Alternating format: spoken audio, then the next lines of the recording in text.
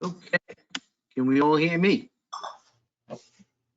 Wonderful. This is Mike Capuano, and it's 6:08 p.m. on Thursday, November 5th. This is the regularly scheduled meeting of the Somerville Planning Board. Pursuant to Governor Baker's March 12th, 2020 order suspending certain provisions of the open meeting law, General Law Chapter 38, Section 18, and the Governor's March 15th, 2020 order imposing strict limitations on the number of people that may gather in one place, as well as Mayor Curtatoni's declaration of emergency dated March 15th, 2020. This meeting of the Planning Board will be conducted via remote participation. We will have an audio recording available upon request as soon as possible after the meeting. This meeting is being recorded. With me tonight is Amelia Aboff, Sam Denning, Jahan Habib, and Rob Buchanan. We have a number of items on our agenda. I will read them now. One is a reopening of 101 to 153 South Street, which is MPSP number 2020-0002. We will open a new public hearing on 76 to 82 Central Street, which is DRA number 2020-0277.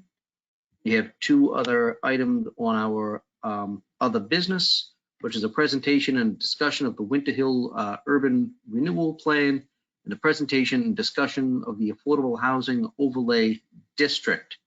I will be taking these out of order as it is the discretion of the chairman to do so. I would like to invite whoever is going to be presenting on the Affordable Housing Overlay District to be unmuted and have your screen shared if you have a presentation to display. Mr. Chair, this is Rebecca speaking. So that will be Dan Bartman. Dan is now unmuted, and I am making him a presenter right now. Thank you.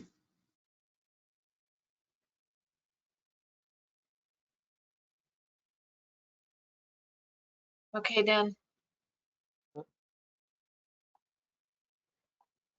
How's that? Perfect. All good? Okay. Thanks for having me. This is Senior Planner Dan Bartman.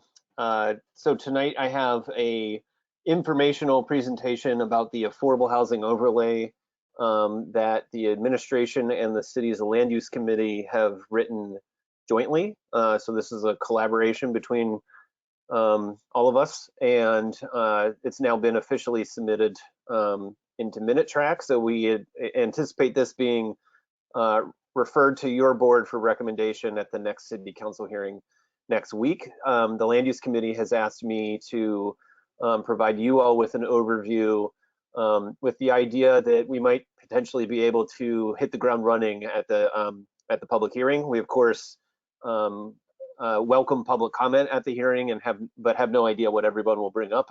So if there aren't many major issues, we may be able to move forward that night. And so they asked me to provide you with an overview presentation of the overlay in advance of that meeting, just to facilitate that process as much as possible. This is the entire overlay district as it looks inside the zoning ordinance. And I have a very small number of slides. The value of the whole format of the new code is that when we want to do things like this, all we have to do is augment certain specific sentences in other sections of the ordinance with an overlay, which makes the overlay text itself very, very efficient. The way this works is that it applies to every zoning district that's a residential zoning district, all of Article 3, and all of the mid-rise districts of Article 4. But the standards are different for each one of those districts. So this covers neighborhood residents, urban residents, and mid-rise districts everywhere in the entire city. And I'm going to start with the neighborhood residence district. This map on the right-hand side is every property that's in the neighborhood residence district. And the proposed impact of the overlay is that it removes all density restrictions on any of the permitted building types. So for instance, a cottage is only allowed to have one dwelling unit. whereas a house is allowed to have 2 if they're both market rate, or up to 3 if there's 1 affordable. So using this overlay district, those numbers go away, and you can propose however many units in any of those building types, provided that all of those units are 100% affordable dwelling units. All of the building types are also permitted by right. If you remember, the backyard cottage and the triple decker, the backyard cottage requires site plan approval. The triple decker requires certain lot-based characteristics to be permitted. All of those criteria are removed, and these building types now become by right. And there is 5% flexibility for some dimensional standards. Again, the only way to utilize all of these incentives is by proposing a 100% affordable dwelling units for the entire building. I may have intermittent sirens because I live near a hospital and a fire department. Second is actually a further augmentation of the standards for the neighborhood residence district. If you're inside a transit area, so if you notice this map, the orange on the map correlates with some of the NR district, and I put a little walk shed on top of Union Square Station of the Green Line to illustrate that this is about transit access. So every property in the NR district gets these benefits. NR properties that are within walking distance of transit have some additional standards added. 4 additional building types are permitted. These are UR building types that happen to be 3 stories in height. So the attached triple decker, the multiplex, the apartment house, and row houses would also be permitted on any property within walking distance of transit. Again, all building types are permitted by right. There's no density restrictions, provided that you provide all dwelling units as affordable dwelling units, and the same 5% rule is applied to these building types. In the urban residence district, the only real difference from anything that we talked about previously is that where we landed was allowing a height bonus for all of the building types in the urban residence district. So if you remember, I highlighted that the ones that are permitted here are all the 3-story buildings from the urban residence district. There's only one building type right now that is permitted to be 4 stories in this district, and that's the apartment building. So the effect of the overlay is that all of them are allowed to be 4 stories. Same rules as otherwise, no density restrictions, as long as they're all affordable dwelling units. The buildings themselves are permitted by right, and there's a 5% flexibility rule for some dimensional standards. The effect of this is that hidden in plain sight are things that we have started calling 4-deckers. So these are 2 just over the border in Cambridge from Somerville that you'll notice. You might have gone past these on a daily basis and not even realize they're 4 stories. So some of these building types are actually able to achieve that 4th floor and blend right in with our residential fabric. So that was determined to be the incentive for 100% affordable buildings in the UR zoning district.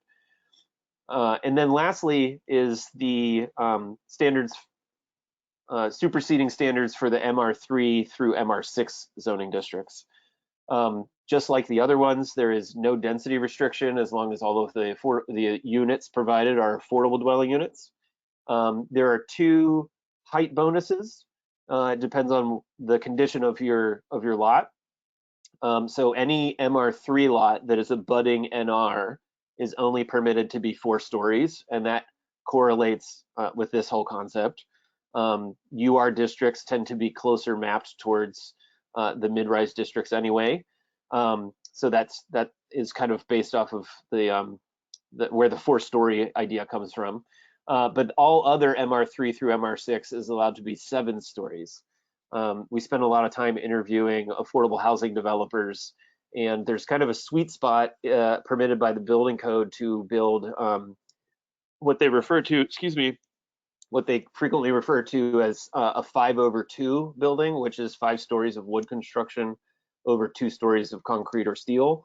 And in those buildings, anywhere from 30 to 50 units is an ideal for an affordable housing developer for finance reasons, where they get their money from and what those pools of the size of those pools of money that tend to be available makes buildings in that range really efficient to deliver.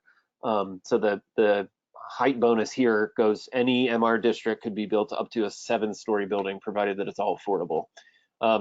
Same deal, all the buildings are permitted by right. There's a 5% flexibility rule for some dimensional standards. The text of the actual amendment identifies what all those standards are. They're different for each district because the different building types have different dimensional standards. And then there is a stipulation for general buildings, which, if you remember, are allowed to have ground floor commercial, but any use on upper stories. So to make sure that the standards of this overlay aren't abused, and for instance, somebody proposing an all commercial building with one affordable dwelling unit in it, there's a proposed restriction that a minimum of 40% of the upper story floor area be residential, and then certain restrictions on upper story uses. So we do allow the upper stories to be, for instance, a community center or a library, or any number of public uses, a healthcare service is all in that text. That's the very last page is the small section about the MR districts. And then there's also just these districts have a 5% flexibility provided for the minimum bicycle parking requirement. Most of these 5% offers are thought to be, to allow an affordable housing developer to, provide housing over any of these other things. So if the setback is within 5%, if the floor-to-floor height is within 5%, if the bicycle parking is within 5%, we're saying that's good enough because it's an affordable housing building. This is the best thing I have that summarizes it all in one place. It kind of gives you a visual of the effect of the overlay district. So this is the NR, all of the NR lots with a orange hatch where the 4 additional UR building types are permitted in the NR district because they are within walking distance of transit. And then every UR property and every MR3 through MR6 property, and that's the effective boundary extent of our overlay district, and all of the same standards that I just reviewed are provided here in summary form. And that's the end of the presentation. I am welcome to address any questions that you might have. And thank you. For the benefit of the public and of the board, could you give me a background as to the rationale behind this overlay district, why it's needed? So I guess that's question 1. Question 2 I have is, if all of these building types, which are potentially given certain height bonuses in certain districts, are permitted as of right, how does the public have any opportunity to weigh in through public process in the construction of properties that are, even if they're 100% affordable? Because some of those larger buildings have been the issue of some of our most vigorous discussions on this board. I'm just a little bit, I wouldn't say concerned, but I am curious to know what level of input the public would have on the construction of particularly larger buildings. The one on Washington Street is jumping out at me. I know that was a mixed affordable and market rate, but the concept is the same. We scaled it back just a little bit, and it was able to at least satisfy the neighborhood to a decent degree, and also satisfy the needs of the affordable housing developer as well as the market rate developer. So I'm curious about those 2 questions, if you can just give background and also level of involvement that the public would have, if any. And I guess the 3rd question is, if the public is baked into this, even though they are permitted as of right, what is the difference in the level of participation that the public would have in the permitting of these affordable housing projects versus what they would have now? Sure.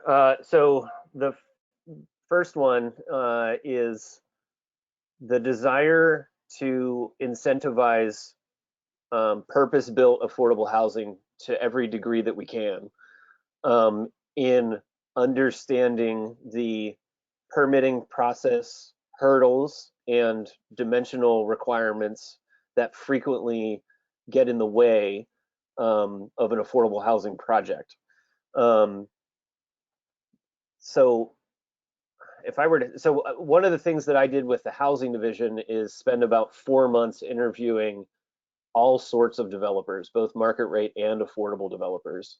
The project started, originated from the land use committee, so they instigated the idea to investigate what all might be possible. The beginning conversations were about an affordable housing overlay specifically for nonprofit developers.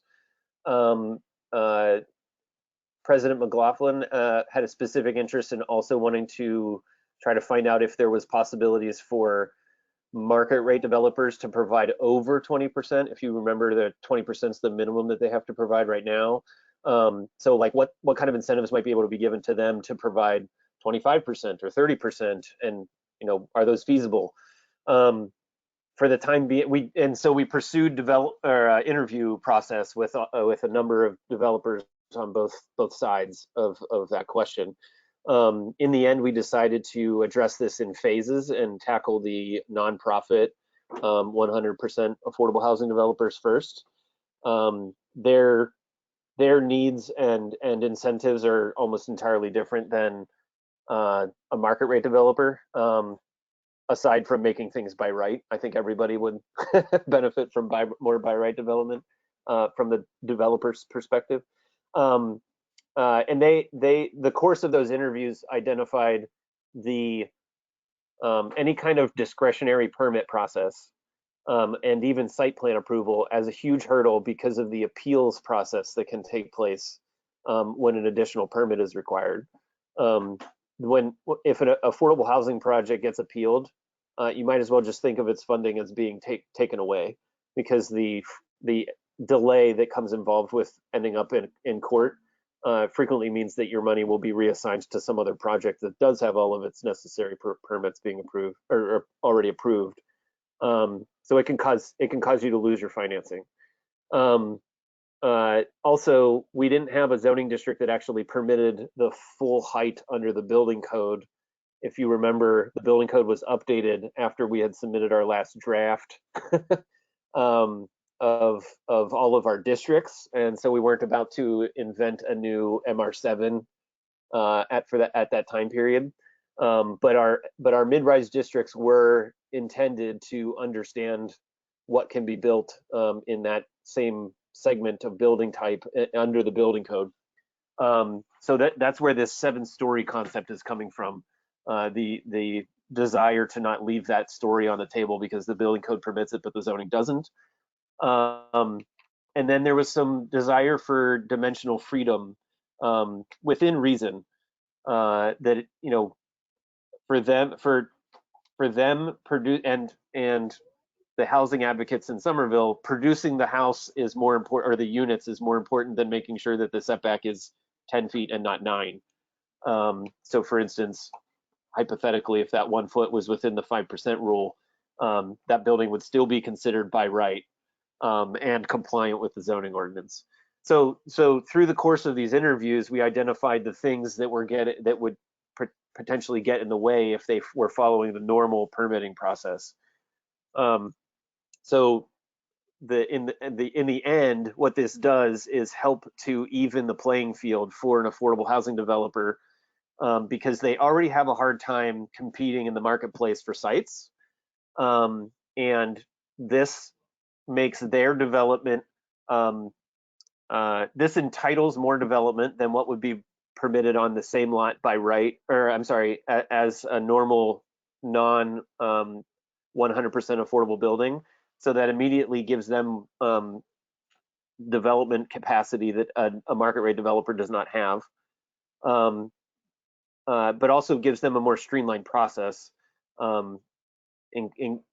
and allows them to competitively bid for the same land that a market rate developer frequently has the ability to take out from under them. Most affordable housing projects are turning to some special lenders for site acquisition, really high interest rates. It also, that is in and of itself, really the lesson that we learned is that the financing is what what controls whether or not any of these buildings get built. And when our permitting processes or our dimensional standards or our desired unit count sizes for affordable dwelling units conflict with the requirements of those funding sources, then the buildings don't get built because they get hung up in the permitting process, or they run up against a zoning standard that there's no flexibility for without a variance. And they're being required to do this, or they don't get the money to actually build the building. So all of this is custom tailored to understand the challenges of building a 100% affordable housing developer traditionally by a nonprofit developer, and to provide them incentives and also streamline the process as much as we can to get as many of these buildings proposed and built in Somerville as possible. We don't anticipate a giant flood of these just because we pass the overlay, because the funding is also controlled on an annual basis. So there's only so much funding coming from the state or federal government. There's only so much funding coming from the Somerville Affordable Housing Trust Fund. So it's not like there's going to be 30 of these buildings out of nowhere just because the overlay gets adopted. There will be a methodical and thoughtful development of these across the city as sites become available and funding is doled out on an annual basis. That might have been only the first question. It was. Yeah, so Mr. Chair, this is Rebecca speaking, and I do apologize for the interruption. I just wanted to make a very quick comment, if I might. Yeah. I know that the platform that we're using provides an opportunity for leaving text-based chat, and I just wanted to remind the public, as you noted at the beginning, that there will be a public hearing that will be held in front of the Planning Board and the Land Use Committee. That will be held on the 19th at the Planning Board's next regular meeting, and that will be the time when we will take testimony. This evening's presentation is not a public hearing, so there will not be testimony taken this evening. So if people have comments, they should definitely bring those to our next meeting, and people should not leave any kind of comments in the chat function, because we don't have a mechanism for making them part of the hearing. When there is public testimony offered as part of one of the hearings this evening, we will ask people to use the raise hand feature of the platform, and we will recognize you at that time. Again, Mr. Chair, I am sorry for not having made that comment at the beginning of our meeting, and I apologize for the interruption. That's okay. Probably should have mentioned that to folks as well. We will have a presentation. We did have a presentation on the affordable housing overlay, and we will also have a presentation on the Winter Hill plan, neither of which are public hearings. They are both presentations by staff to the board and to the public, and they will be taken up by the planning board in future dates where we will take testimony and take those into consideration. This is purely informational this evening for those two agenda items for anybody who might be in the audience wanting to speak on them. There will be an opportunity for you to do so. Tonight is not that time. I believe the second question was about public involvement in some of these buildings. Yes. So buildings are already by right, most buildings are already by right in the NR and UR districts. So I'm imagining that this is primarily an MR question. Those buildings normally require site plan approval. There was numerous discussions with the Land Use Committee about whether or not we might require design review, or we might require a neighborhood meeting. And where we landed was to not require that at the time being. There is an interest in hearing what the public has to say. There was in the course of our land use committee meetings, we discussed the possibility of landing on both sides, or one side or the other, I really mean. You know, everyone understands that there might be concern about one of these buildings causing shadows or having negative impacts on the surroundings. Many of the counselors on the committee discussed how that might be an acceptable outcome because of the fact that this isn't a 100% affordable housing building, and that if we value affordable housing to that degree, that we might learn to live with whatever that meant with these 7-story buildings. That is what precipitated the conversation about MR3, that's also next to NR, and potentially not allowing those to go up to 7 stories. One thing to keep in mind is that the upper story step back requirement has not been waived for any building that is in MR5, MR6, or this 7-story building. They would still have that upper story step back. So in the course of adopting the broader zoning ordinance, we said that 1-story difference between the NR district and a 3-story building was fine, and that after you, a 4-story building to a 3-story triple decker or a 3-story multiplex, for instance, was only a 1-story change, and that we were going to live with that. And the council agreed with that premise and adopted that into the zoning ordinance. Any other height difference, at a 5-story building, a 6-story building or taller, requires an upper story step back that's 30 feet from the side lot line of any NR property, neighborhood residence district properties. The same would hold true. So there'd be a 4-story building for 30 feet and then a taller building. That was still thought to be too much of a difference between the NR districts if that was happening on an MR3 lot. So they said, you know what, that 4 stories needs to be maintained.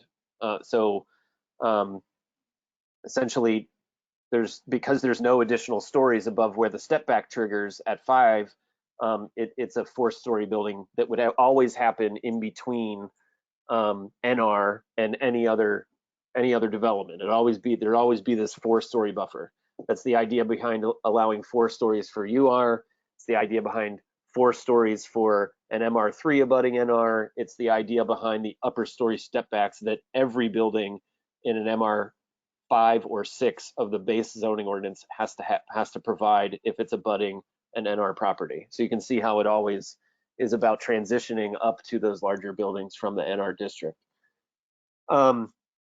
In light of that, we don't know what the right answer is yet. We'd really like to hear what the public has to say. If the public agrees that, you know, we don't need design review or a neighborhood meeting, when they would not have any ability to enforce any findings that were made at the design review, or an applicant is not required to take the advice that is gathered from the public at a neighborhood meeting that's not mandated and part of a bigger review process.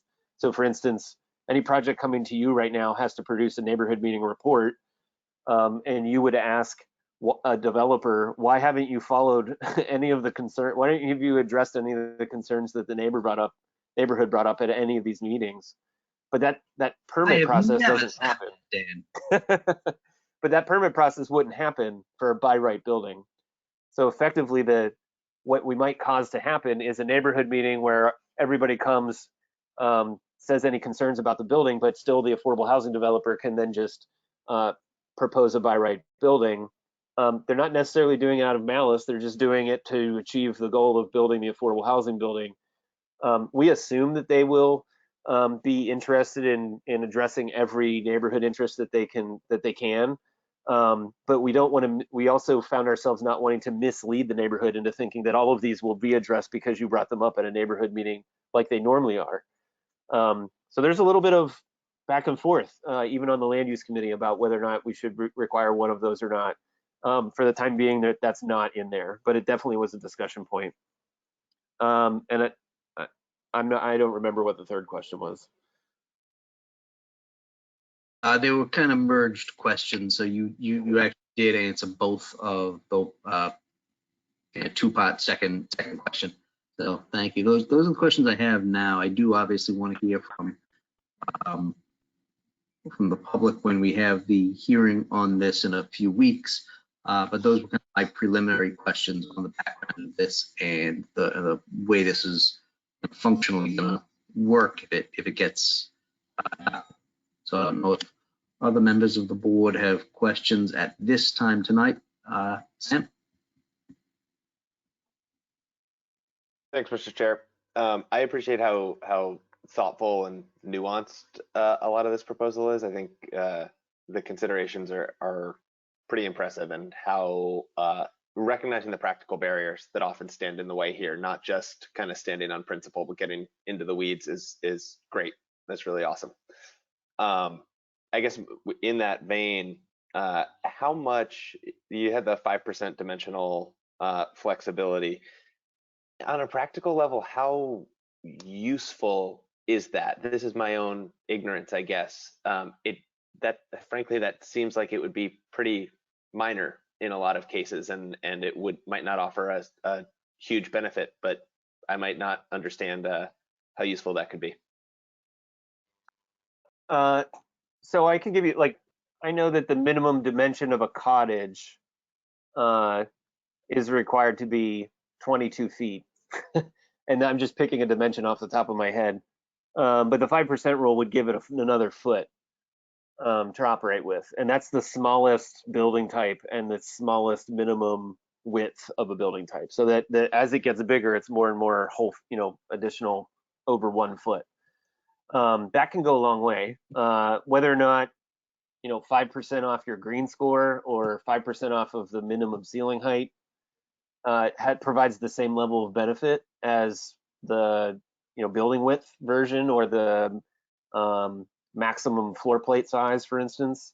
5% of 30,000 square feet is more significant than any other smaller number permitted for a floor plate size. So it varies depending on what zoning district you're in. So some of these will be way more valuable than others. We did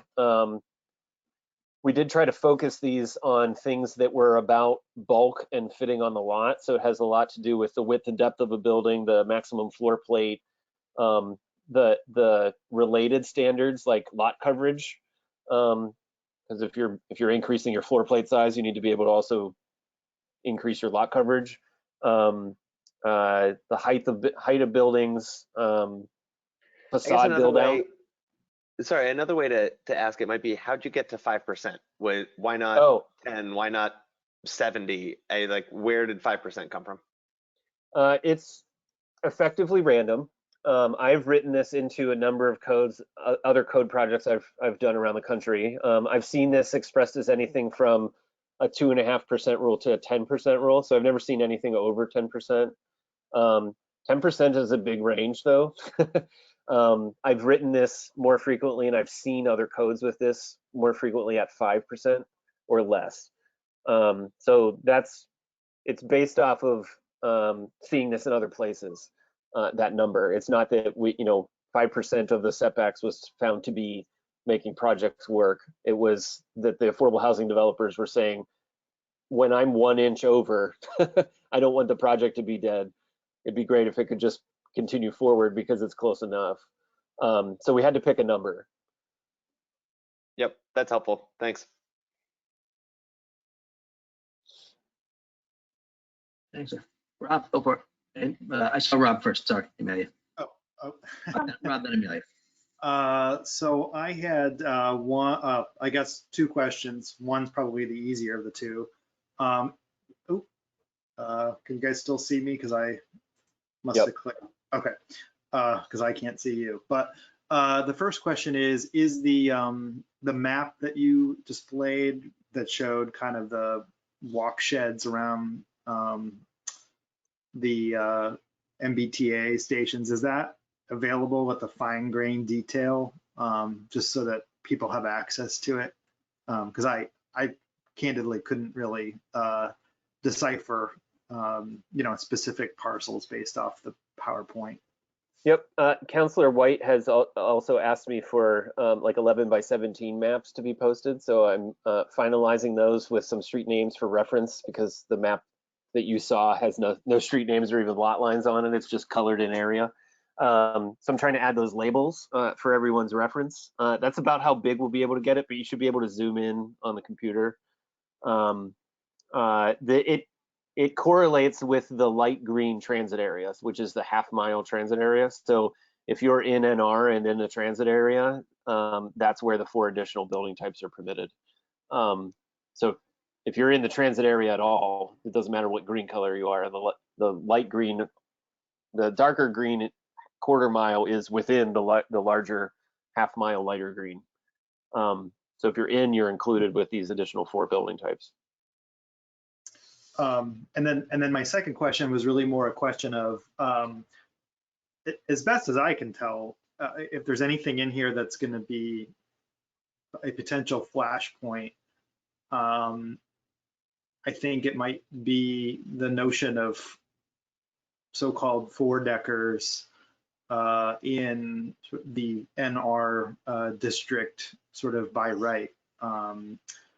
And I'm trying to get a sense as to, while that may be, if I'm understanding the proposal correctly, legally, authorized under this proposal, from a practical perspective, is there, I know you talk to a lot of developers, et cetera.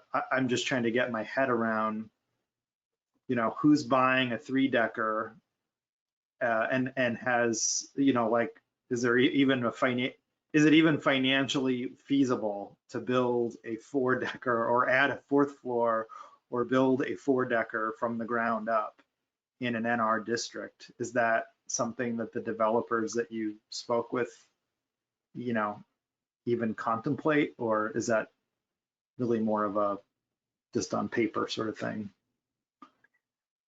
So 2 things. I don't know if I misspoke, but I might have misled everyone. The 4-decker, the additional 4th floor, is only permitted for properties in the UR zoning district, not the NR zoning district. So 4 building types from the UR district are permitted if you're in walking distance in NR, but in UR itself is 1 bonus story for any of the buildings that are only allowed to be 3.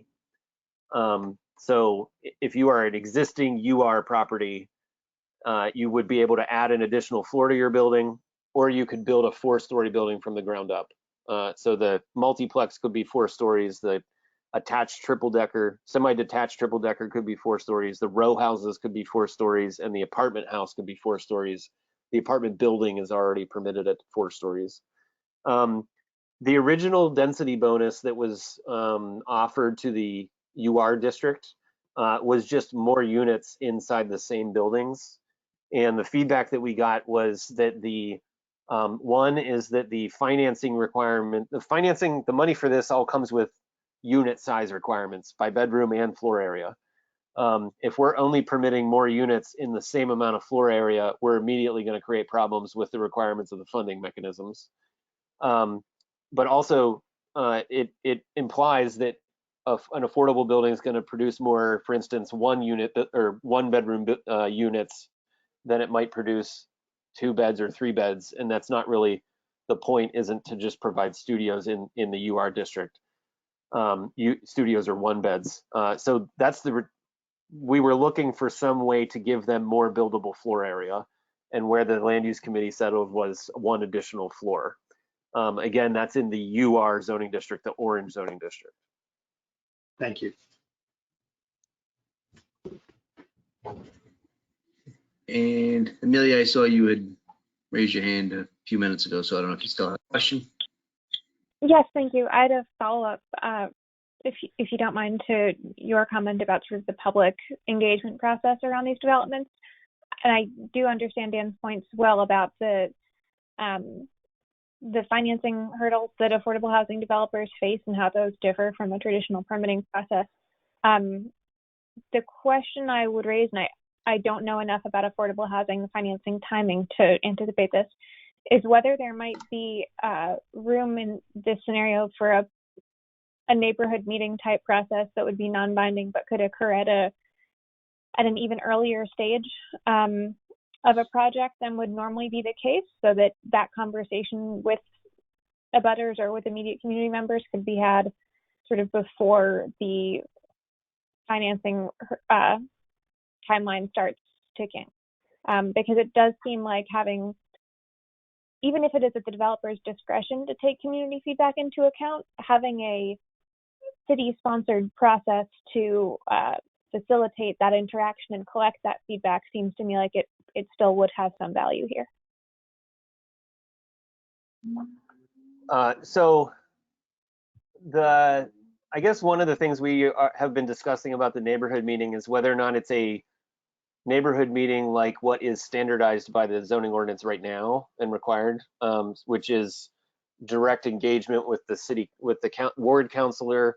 The organization of the meeting is managed through the ward councilor, which can cause delay, was identified as potentially problematic by the affordable housing developers just by needing to nail down a meeting date.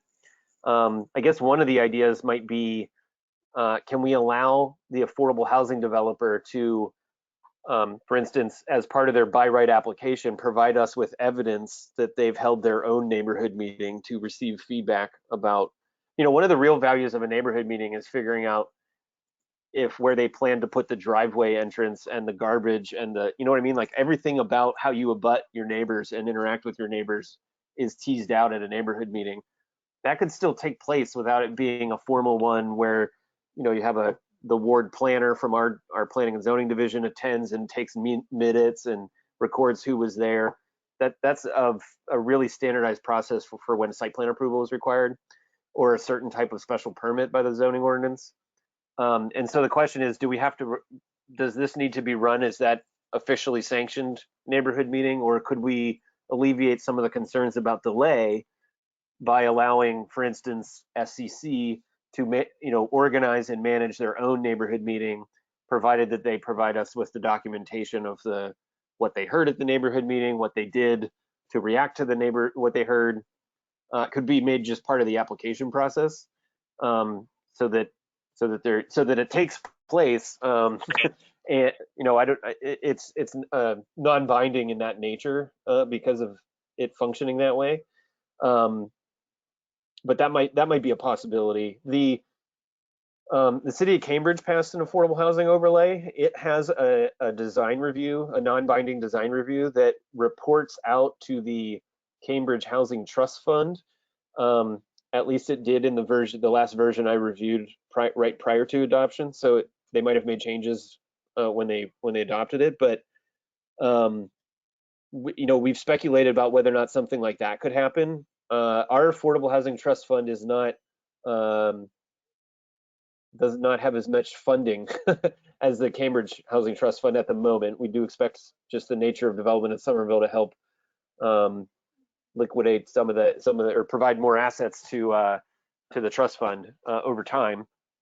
So everybody might not be going to get the same amount of money that Cambridge is providing to their projects, and thus they have more say over releasing that money if it meets certain design objectives.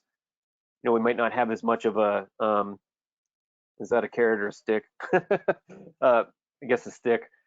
So that these conversations have definitely happened. It's just we've never landed on anything that we felt 100% about, and that's why it's not reflected there yet. But you all have definitely hit on something that we've been discussing. Thank you. I'm perhaps less concerned with the need for sort of binding obligations coming out of that kind of a meeting than I am with just having the opportunity for some kind of engagement that is at the very least required in an application to be facilitated. So look forward to continuing that discussion. Thank you.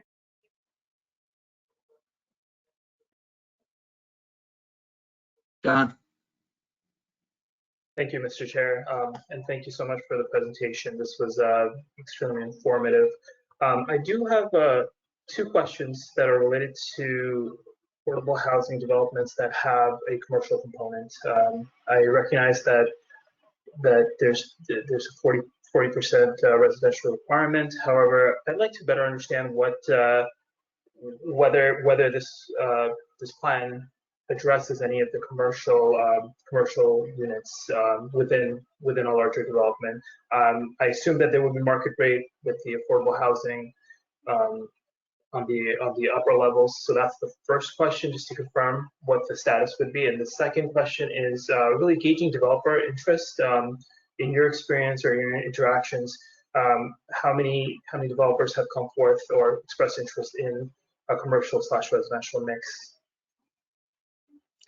So two things. I should back up real quick and mention that the full text of the amendments and this presentation and all the previous presentations I've given at the Land Use Committee are all posted on somervillezoning.com at the bottom in our normal meetings area. So you can go find all of that information there if you would like to reference any of it, including the public. The second page, the back page of this overlay has the uses that are permitted on upper stories. So the effect for a general building is if it's allowed in the zoning district, it can happen on the first floor.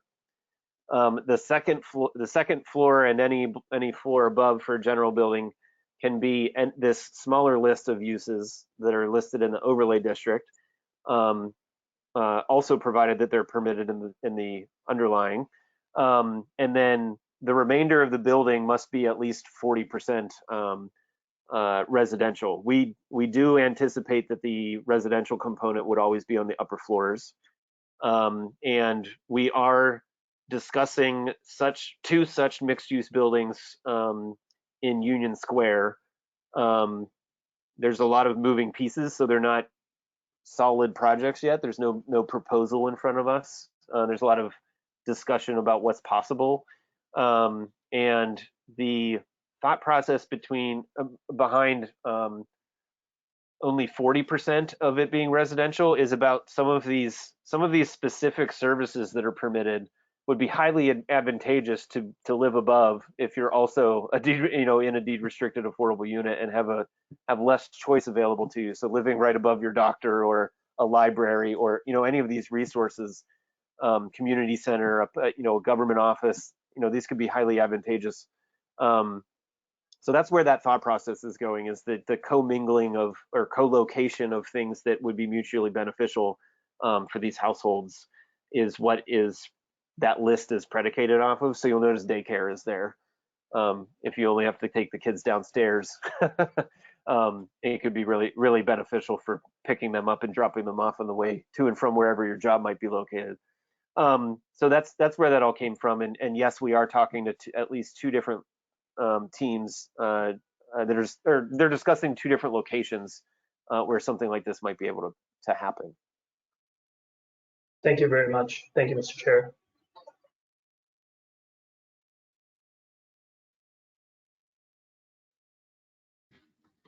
Sorry, I was muted. I apologize. Okay. Is there any other questions that members of the board have of staff for this particular presentation? Because we will, as you all know, we'll take that again in a few weeks in a joint hearing. Okay. Hey, Dan, thank you very much for the presentation and for answering our questions. And will you be making a presentation in a couple of weeks too? Will we get to enjoy your shining visage again? Unfortunately, I won't be joining us for the joint hearing. I will have to watch the video afterwards. I believe Sarah Lewis is giving the exact same presentation I gave today.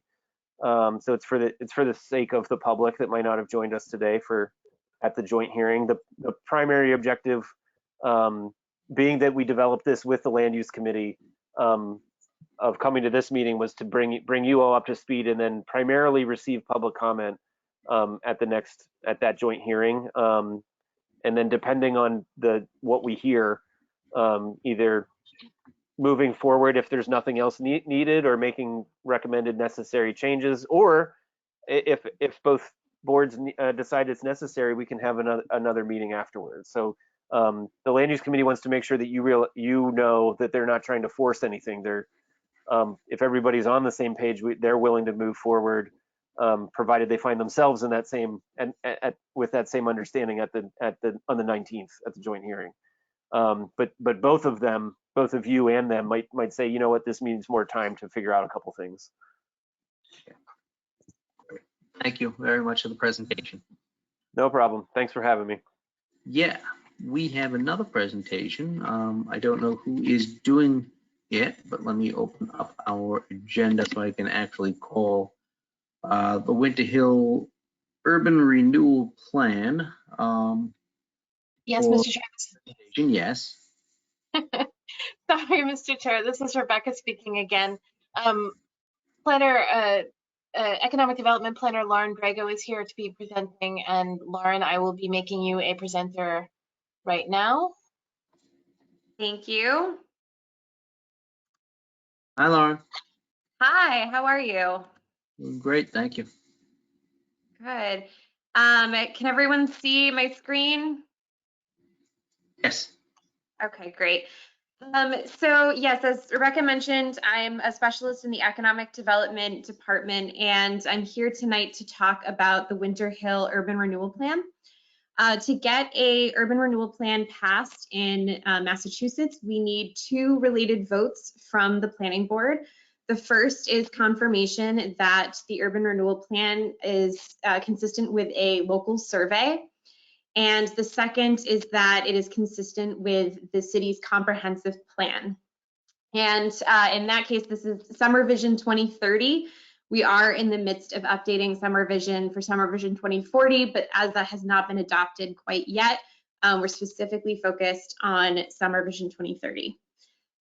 So with that context, if it is okay with you, I thought I would just go through a general overview of what the Urban Renewal Plan says and what the process has been up to this point, and then happy to take questions after that. So you may be familiar with the Winter Hill Neighborhood Plan, which was adopted in November 2016.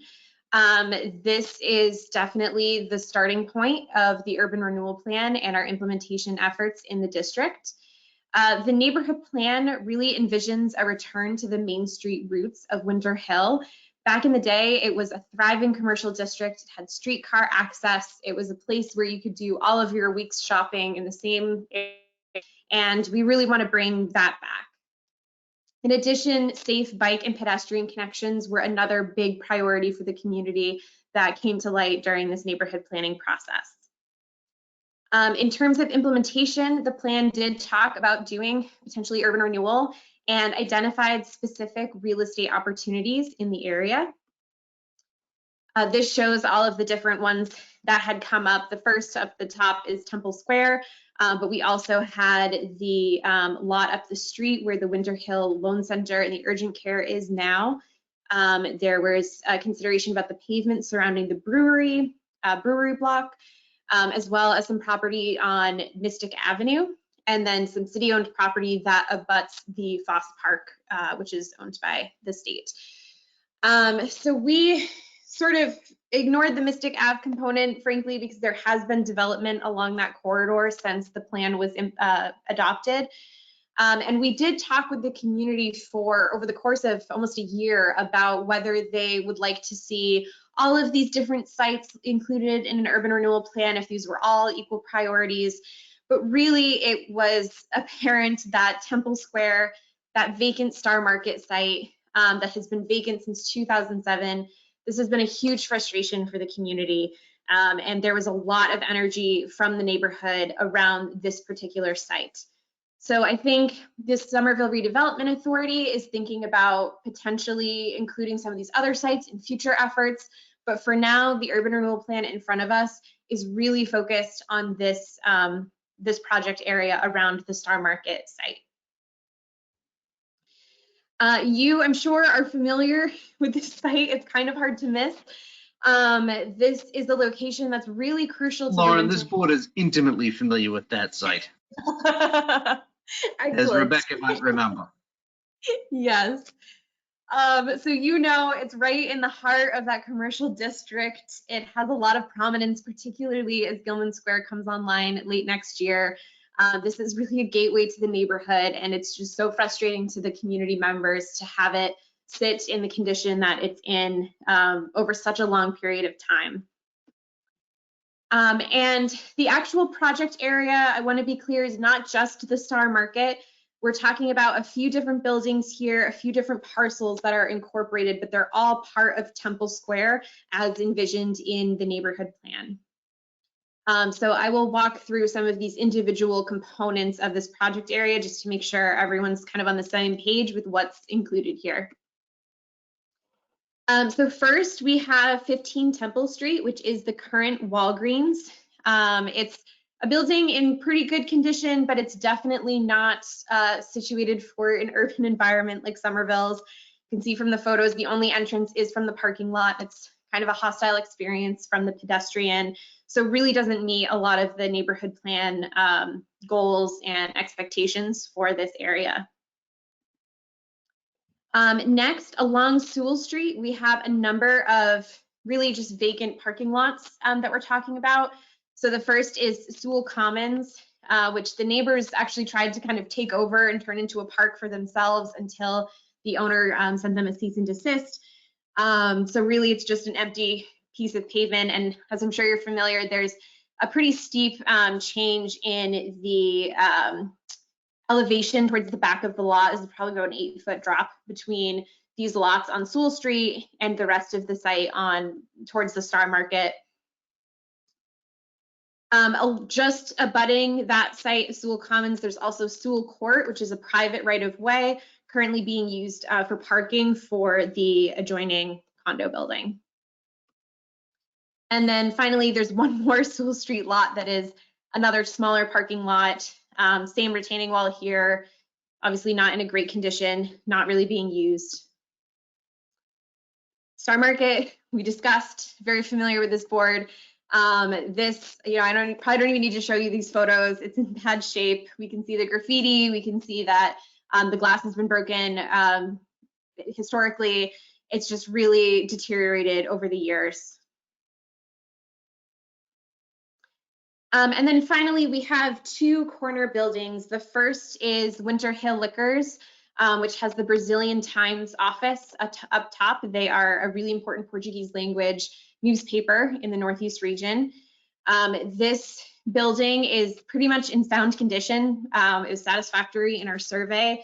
We really feel from the city staff perspective, from the SRA's perspective, that this building and the one adjoining it are necessary to get what the community wants out of this location. The building next to it is 9 Temple Street, has Elegancia Salon and 2 residential units, which last I was aware are vacant. These buildings are in satisfactory condition. I think one of the things the community is going to be asking us to consider as we move forward is whether we can phase future development on the site to preserve these businesses here a little bit longer. So that's something that we could absolutely take a look at. But these are included in the project area for the urban renewal plan. So what's the vision?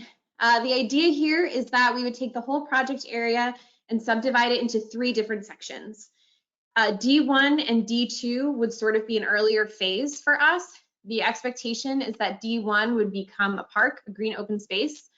D2, we're hoping, would become an affordable housing development that would be consistent with the development along Sewell Street.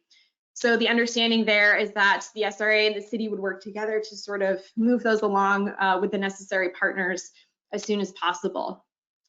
D3 is the majority of the site, and we have a good idea of what we want here based on our neighborhood plan process. We know we want ground floor retail. We know we want residential above. We know that we want some green open space, particularly to include some sort of pedestrian access between Broadway and Sewell Street in the middle of that block. But there is still room for conversation with the community. And our expectation is that we would establish an advisory committee to help us with community meetings and discussion about what we want from this site. I think because of the site's location and its prominence, there's a lot of wish list items in terms of affordable housing, in terms of green space. People have different expectations for parking and density. And we have established a process that will allow us to really explore that with this portion of the project before we get a developer involved through a request for proposals. So this will start just as soon as D1 and D2, but it will be a bit of a longer process just to make sure that we get the project that the community deserves in this neighborhood. And then stepping back more generally, especially as we think about. Can I ask Absolutely. a question in the running the risk of getting myself in trouble? In the various discussions that and meetings that were had on the development of D3 and maybe D1 and D2, was there any input favorably by the neighborhood that we include a big box retail store? Yes, specifically, people are really interested in preserving that pharmacy use. I think the ideal is that, there's some people who still really want grocery and fresh produce, so that is swimming around also. But I think that's actually going to be one of the big things for our community to discuss as we move forward with this site. Are we looking at independent retailers, which typically would be smaller commercial spaces, or do we really want to work to find a way to keep a Walgreens or similar pharmacy use on that site? This is a particularly important and lucrative, in the perspective of Walgreens, location for a pharmacy. So that's definitely been a point of conversation within the community. Okay, good. Yeah, I am curious to know what it is, and I do see in the list of attendees, I think I saw Jesse Klingon in attendance. I might be wrong. I do, and I also see Councilor Ballantyne. So I don't want to necessarily invite too much public comment this evening, but I am looking forward to hearing their testimony and their comments when we discuss this at a point where we will have some public testimony.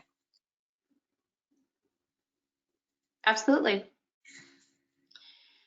So I just have a couple more slides I can finish up here. So the broader objectives of the Winter Hill Urban Renewal Plan, a lot of it is borrowed from the neighborhood plan itself. Again, we're talking about a neighborhood-oriented Main Street commercial district.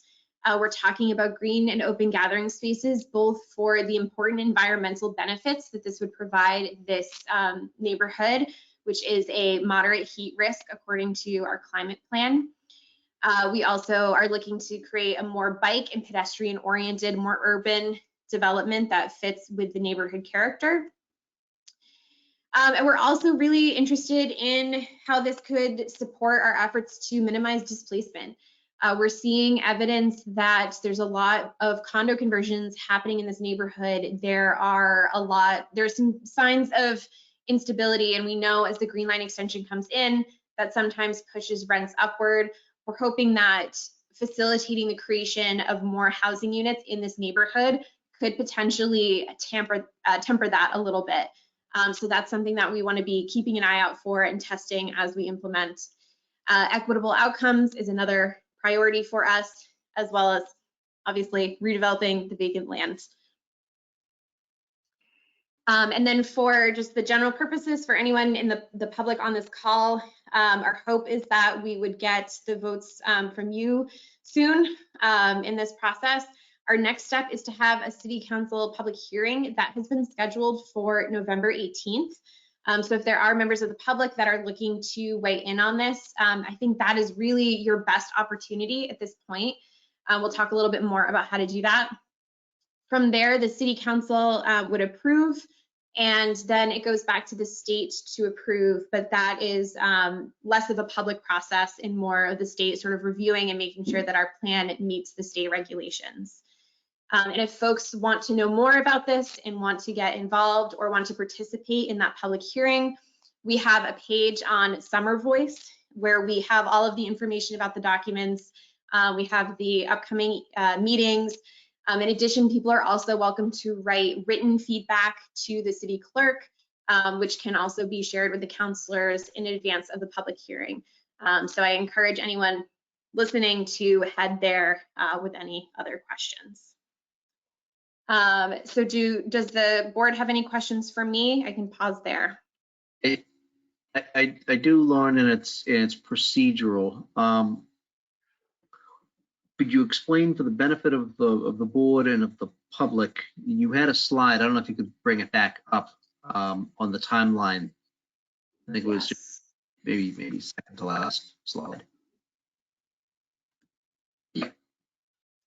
So obviously, you're anticipating, planning board approval this evening. I don't think the board is quite ready to approve it. I think we need to think about whether this is appropriate, and we'll probably take it up in our next hearing or next meeting, which is the 19th.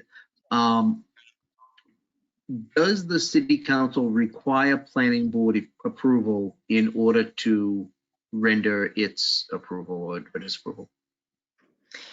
It is not a requirement. Let me put it this way. The sequencing for those two factors is not regulated at the state level. Of course, the city council might want to wait and see what the planning board says on that. That would be their prerogative.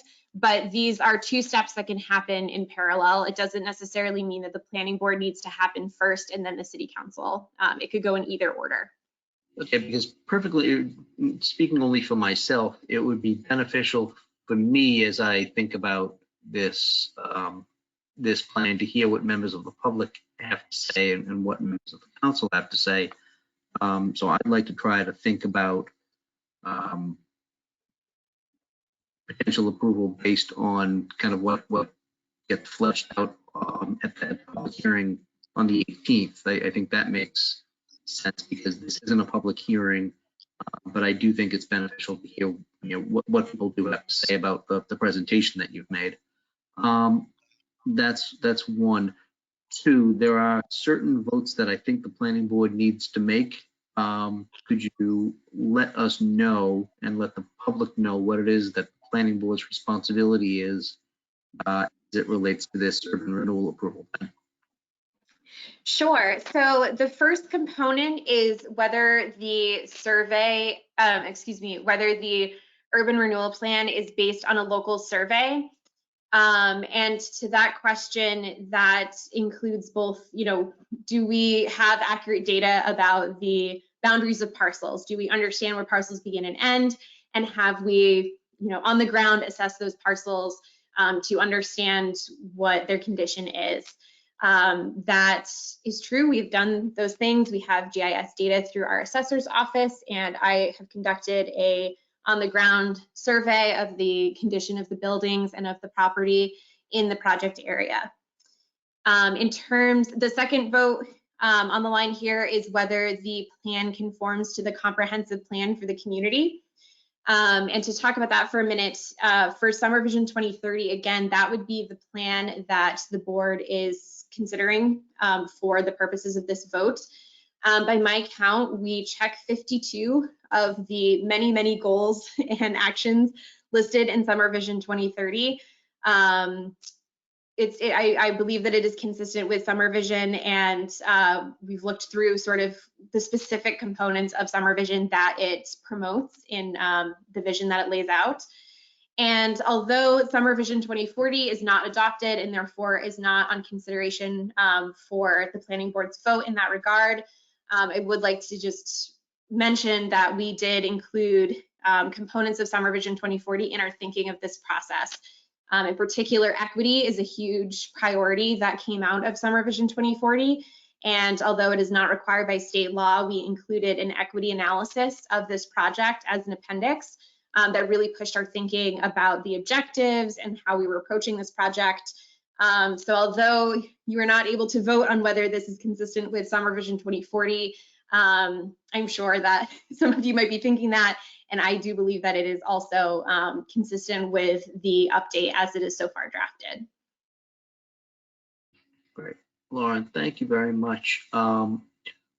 You know what I do want to do, because we do have the authority to open up commentary, although it's not public testimony, it is public comment from our elected officials. I don't know if Councilor Clinton or Councilor Valentine, who are the only two that I see on the list right now, want to add anything at this point, or if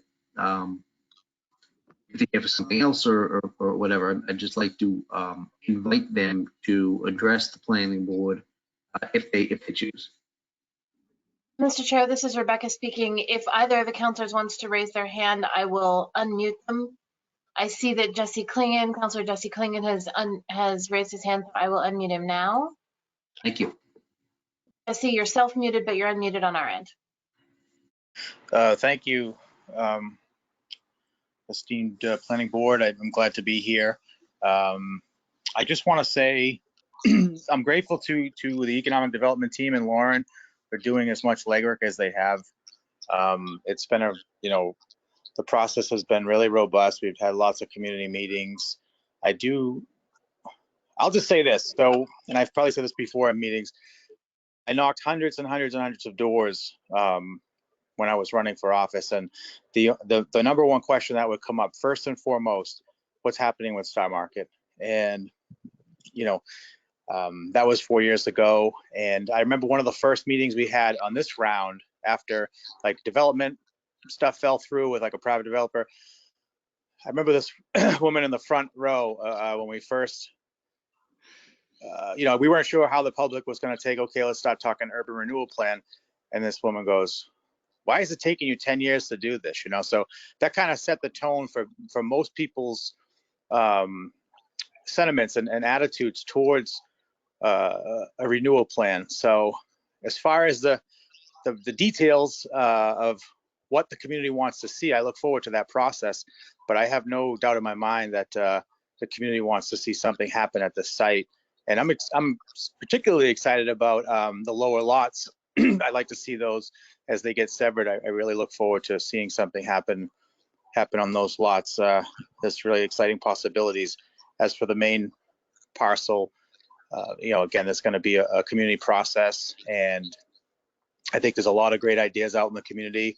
I'm not sure how it's all going to shake out, but I am excited to get started in this process. The sooner the better. I know that people, like I said, it's long overdue. We tried to wait it out for something to happen on its own, and it just hasn't happened. So I am in support of this renewal plan. I was happy to be part of the process the whole way, which again, like I said, is very robust. We've held meetings. I even held meetings down in Mystic View I had translation, I had food and childcare, just to make sure that, I want to make sure everybody had an opportunity to weigh in. And I do hope the public that's listening does, if they haven't weighed in, does weigh in on the 18th. And I really want to hear from folks, because as we know, Somerville oftentimes has turnover, but I think we have a pretty good beat on what the community wants to see there, and it's anything basically at this point. What will come out will be something that'll certainly be a product of the community at large. So I'm excited for it. I appreciate the opportunity to speak. I want to thank Lauren for all her hard work on this. She's been awesome, and I look forward to the next steps. Thank you very, very much, Councilor Klingon. I don't know if Councilor Ballantyne wants to address us. She's certainly not obligated to, but I would like to offer her the opportunity. I do see her raising her hand. Yes, Mr. Chair, this is Rebecca speaking. I have unmuted Councilor Ballantyne, and she can speak at any time. Thank you. Thank you, Mr. Chair, for giving me the opportunity to speak. I am here in the audience simply to learn more, so I can be better informed when the public hearing on November 18th occurs and the opportunity to vote on this. So I'm here to just listen and hear what the planning board's comments are. Thank you very much. Thank you, Councilor Ballantyne. Are there any other questions or comments from members of the planning board? I'm just going to add one really quickly. Sorry, Amelia. I cannot wait to see this area of Winter Hill be transformed into something that the community and the city needs and wants. This is everybody knows this is a blighted area of Winter Hill. These particular lots. This board has had its own run-ins with the Star Market site. It's something that should have been done a long time ago. That part of it was caught up in litigation with us. But that's okay. It's sometimes we get the best result from doing what's right for the city and what's right for the neighborhood. My first legit paying job was at that Star Market bagging groceries, so I'm not terribly sad to see it go, but memories, right? So what I'd like to do is open it up for any other comments or questions from members of my colleagues on the planning board, and hopefully we will have an opportunity to have an overview if we're not able to listen in to the hearing on the 18th when we reconvene on the 19th and take this up again to answer the two questions, particularly the one of whether we as a board, in conjunction with what the community thinks the evening before, as to whether it complies with the provision that we have as a city. So, Amelia, you had raised your hand. Want to ask a question, make a comment, so please do that. Thank you. I had two questions. First, as I understand that this process has been sort of a long time coming, and I'm not trying to really question it. I just would like to understand the process a little bit. Were civic uses considered for this site at all? It struck me as surprising that it seemed like there were not civic functions proposed to be cited here. So I'm just curious if there is any backstory on that. And then I'd also just like to understand to what extent there are dimensional requirements that have already been identified for the future buildings here versus what is shown in the plan being more conceptual footprints that will be refined through the process in later stages. Thank you. I'm happy to speak to that.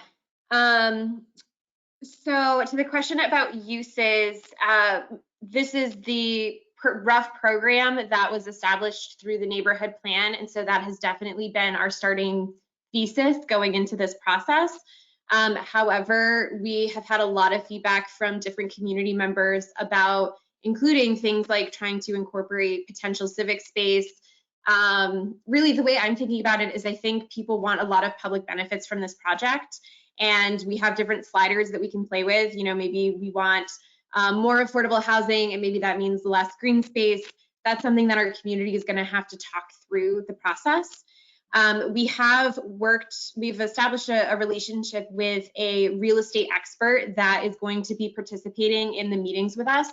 Our goal is that we can have those conversations about trade-offs and different uses, different tenants with the real estate expert to help us make sure that we are keeping our vision grounded in financial reality. And so that by the time we go out to the development community, we have a pretty good sense of what we can get.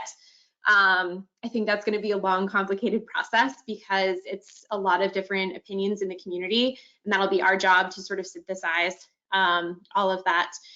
And then in terms of dimensional requirements, right now I think it's about making sure that process takes into account the zoning requirements as well. We haven't really gotten to that level of specificity yet. I put in the slides just the concepts that we had in the neighborhood plan, but of course that could change. And we've definitely had a lot of excitement about the prospect of potentially developing one portion of the site before the other to preserve the Walgreens and the two corner buildings for a little longer. So really, in summary, I think a lot of this will be details that we'll have to tackle as a community together in the next year or two as we move forward with the project. Great, thank you very much.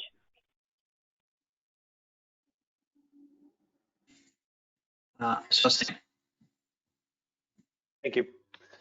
So you highlighted the equity analysis, and I wanted to touch on that as well. I'm looking at page 98 of the 112-page PDF we had, and it seems like a lot of the goals are good, but they're also very much a lot of them are pretty nebulous and pretty process focused, which is good. It just seems like it might not be sufficient, maybe. There's a lot of explore different ways to do something, to consider something, to prioritize something.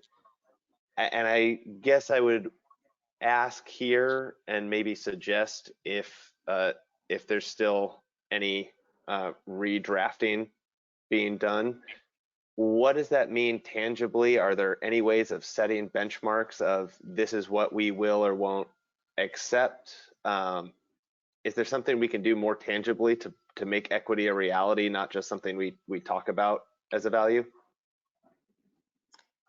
Thank you so much for that question. Honestly, that's something that we struggled a lot with internally in the drafting of this plan, because there's a component of this that we've already done the research and the community work on. We know that they want an urban renewal plan. We know that there is a general neighborhood plan. That's sort of our guideline here. And of course, it's good to set specific goals, but I also wouldn't want to hem us in on something that I felt was really important. And then we go to the community and it turns out that they want something different. So for example, one of the specific goals we set was about impervious surface, that we wanted less impervious surface in the site. We didn't want to be too aggressive about setting that goal and then feel like we were, enclosing us in if it turned out that the community actually wanted more affordable housing and a different density and less green space, because that was the community priority. But I appreciate that at the end of the day, some of those goals end up being more nebulous as a result and more procedural and more process oriented.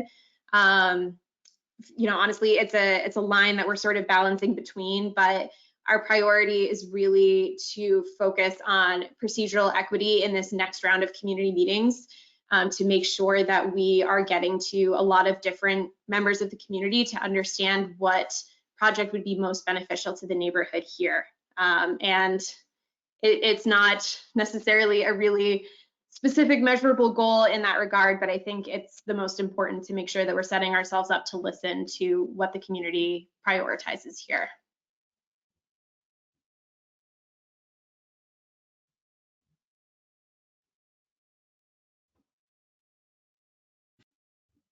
Thank you much. Anyone else have any comments or questions of Lauren right now before we adjourn this particular agenda item until the 19th?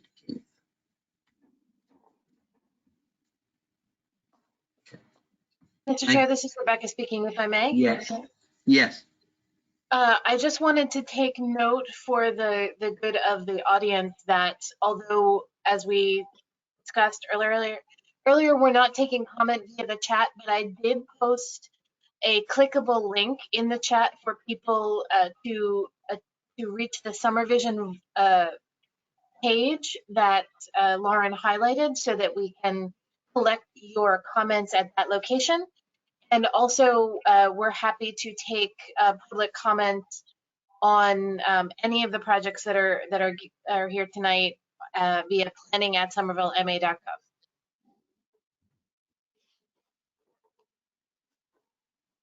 Thank you, Rebecca. I appreciate that.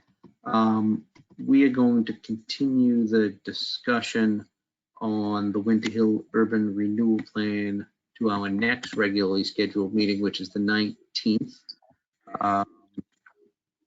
Chair moves to continue that discussion to the 19th, seconded by the chair. All in favor?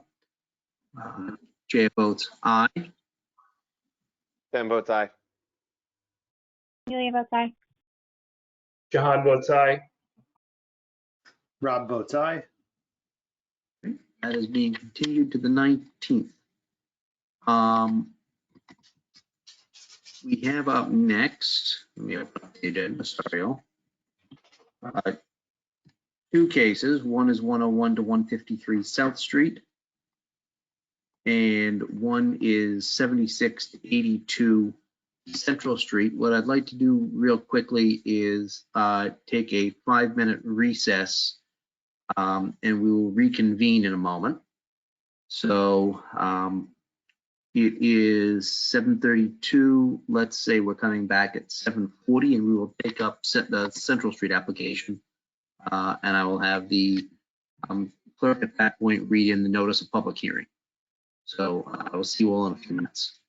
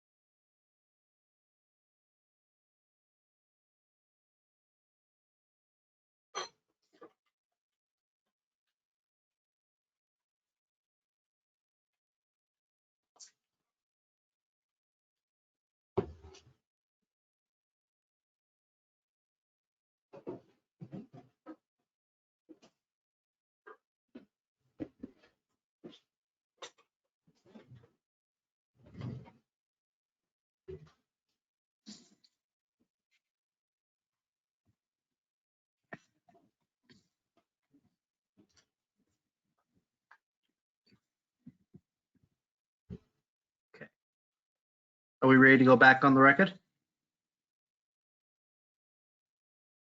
Whenever you are. Yes. Please, let's go back on the record.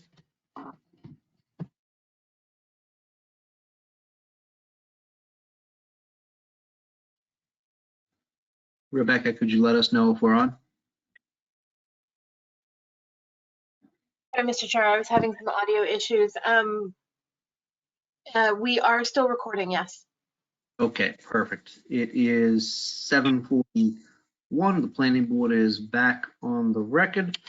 I am going to be taking the two hearings out of order. I'm going to be taking 76 to 82 Central Street up first, which is DRA number 2020-0277. I would ask that the clerk of the planning board please read into the record the notice of public hearing. This is DRA 2020-0277, 76 to 82 Central Street, East Coast Remedies Corp. Seeks a use special permit to establish a cannabis retail establishment in the MR4 district. Wonderful, thank you. I would like to invite the applicant or the applicant's representative to be unmuted and to make whatever presentation they may wish. Mr. Chair, this is Rebecca speaking. Charlotte Lees is here, who is the staff member who staffed this case. And Charlotte, can you please identify the individuals who you would like us to unmute in order to give the presentation, please?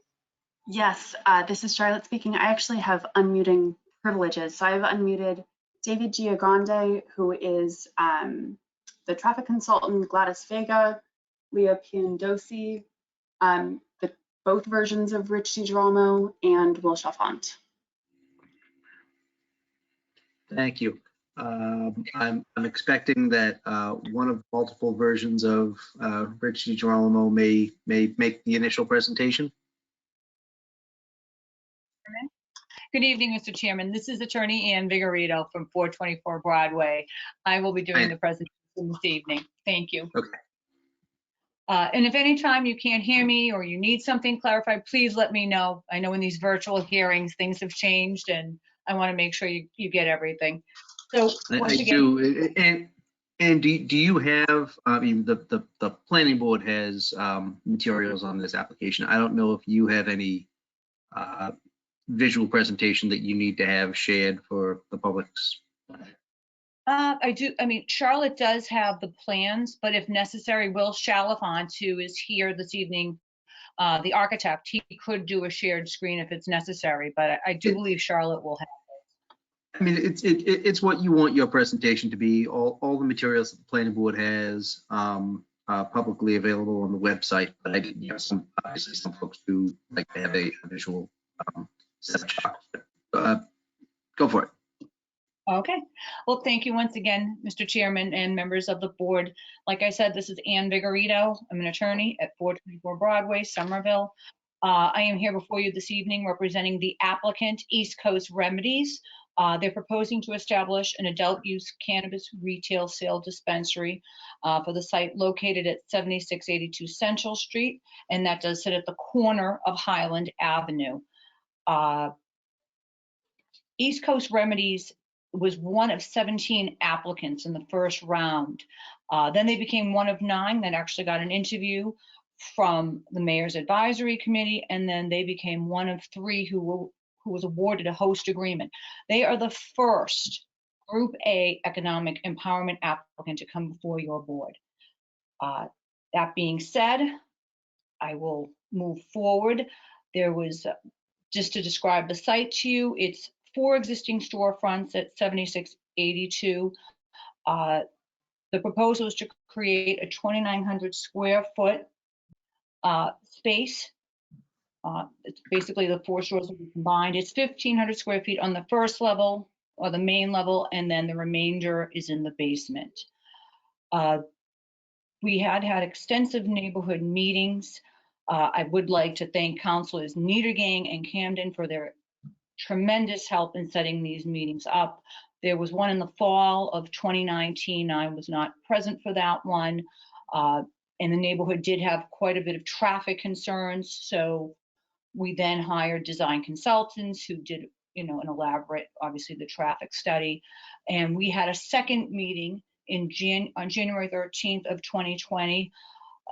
Very extensive meeting. I was at that meeting. I think it was almost 3 hours long. I mean, we addressed many of the neighbors' concerns, issues, and the team really spoke to them and, reached out to them after the meeting as well to clarify. The Licensing Commission approved this application back in March. They approved the hours to be Monday through Saturday from 10 a.m. to 8 p.m. and then Sunday will be from 1 p.m. to 6 p.m. That's to accommodate, there are two churches at the site, so they wanted to accommodate the churchgoers. Obviously, that'll be post-COVID, as I don't think church services are being conducted at that site right now. The appointment, they'll also, this will be an appointment-only facility, but the Licensing Commission will do a review 6 months after the date of their opening. I'm now going to discuss the members of our team. Gladys Vega, who's the CEO and president of East Coast Remedies. She epitomizes the vision of what an economic empowerment candidate as the Commonwealth of Massachusetts legislator envisioned. She's an amazing, amazing woman. Gladys is the executive director of the Chelsea Collaborative for over 20 years. Gladys is also a former member of the Chelsea Licensing Commission. And since the beginning of this pandemic, Gladys has worked at feeding over 6,000 people in the Chelsea community, which has been the COVID epicenter. Once again, I use the word an amazing individual. She truly is.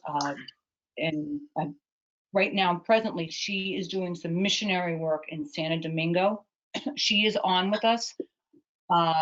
There is some spotty Wi-Fi, but she will speak to the board after I get through everyone. And, if there are any questions for her, she will answer them. Also, we have Leah Pantadosi. She is the treasurer, and she will be overseeing the procedures of the dispensary on a day-to-day basis. Tom Morris, he is the secretary. He also has extensive product experience. He is the founder and the manager of Rosebud LLC, which is in South Portland, Maine. It's the first medical marijuana caregiver facility. Tom is also a certified public accountant. Scott Jenkins is on this evening as well. He is from ACT Protective Services. He'll be the security provider. He specializes in providing security for cannabis dispensaries. Will Chalifant joins us as well from Council Design. He is the architect. And David Giangrande from Design Consultants. He will be discussing the transportation impact and access study. Mr. Chairman, would the board like me to discuss the required findings now, or would you rather hear from Ms. Vega, Pantadosi, and the architect first? I don't know what you would prefer. I think it would be beneficial if we heard from those folks first, so members of the public have an idea of what it is that we're looking at. Sure. So I'm going to have Gladys Vega, as I said, the CEO and president, speak first. Gladys? This is Charlotte speaking. Gladys, you are unmuted.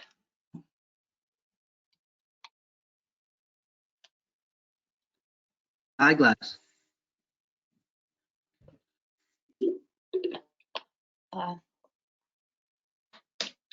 Chairman Capuano, I know she, as I said, she's in Santo Domingo, and the hotel she is in, there's a curfew that everyone has to be back in their hotel rooms at 8:30 p.m. And in her hotel room, there's some spotty Wi-Fi. I know she was trying to stay on, and it could be spotty, but Leah Pantadosi, who is the treasurer and works hand in hand with Gladys, could speak at this time. Okay, and if Ms. Vega has an opportunity to get her Wi-Fi fixed, I would always welcome her comment in her presentation. This is Charlotte speaking. Leah, you are also unmuted. But you may need to unmute yourself. If the If the microphone button is red, it means we cannot hear you. If it's green, it means we can hear you. Can you hear me now? All right, awesome. So good evening. Yes, as we said, unfortunately, Gladys is, she went to Haiti for missionary work. She was on, unfortunately, they're an hour behind us. She's been on since the beginning, but needed, because of the 9 p.m. curfew, she can only get Wi-Fi in public areas and they don't allow you out in the public. So we're hoping she can get back on. As Attorney Vigorito mentioned, my name is Leah Panadosi. I'm the treasurer with East Coast Remedies. When Gladys and I came up with this idea to open this retail location 2 years ago, we were determined to see it through. We knew we had our work cut out for us. Our team really just appreciates the opportunity to come before you this evening. It's been a long road for us to get to this point. We've been through community meetings, licensing meetings, finally here in front of you guys, the planning board, and we're beyond excited and prepared to move forward with not only the vision we've created 2 years ago, but even more honored to be the first economic empowerment group to come before you guys here in the city of Somerville. So I just want to thank you for that. We have Scott Jenkins, who will be talking to security. David Giagrande will be addressing traffic.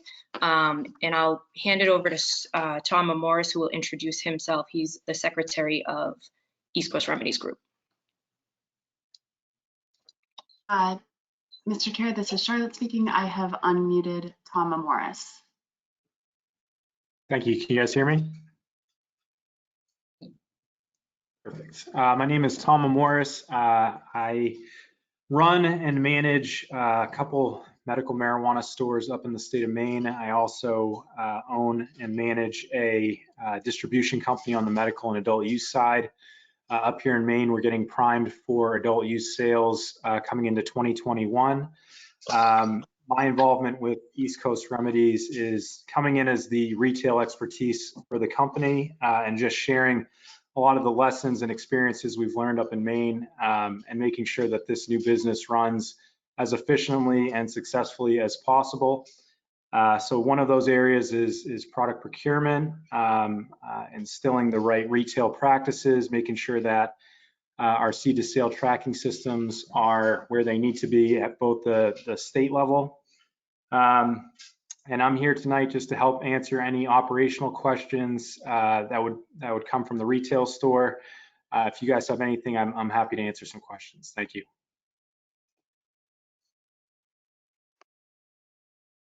Thank you, Attorney Vigorito. Is there anybody else on your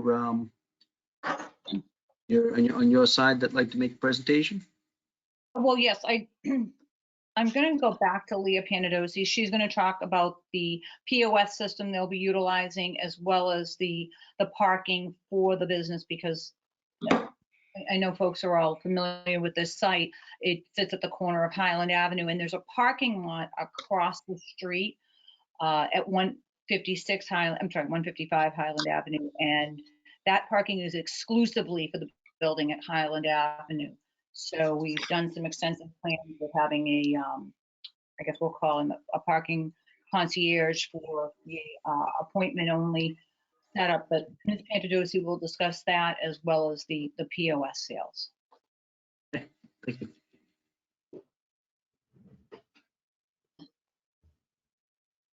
Can you hear me? So for POS systems, we will have 5 terminals within the location. As I think Attorney Vigorito mentioned, we will be based on appointment only when we open up. The appointments will run every 15 minutes. We will be able to take 5 appointments every 15 minutes. The parking lot across the street will have a parking attendant in it. We will be putting some form of a shed just for inclement weather type of thing for him.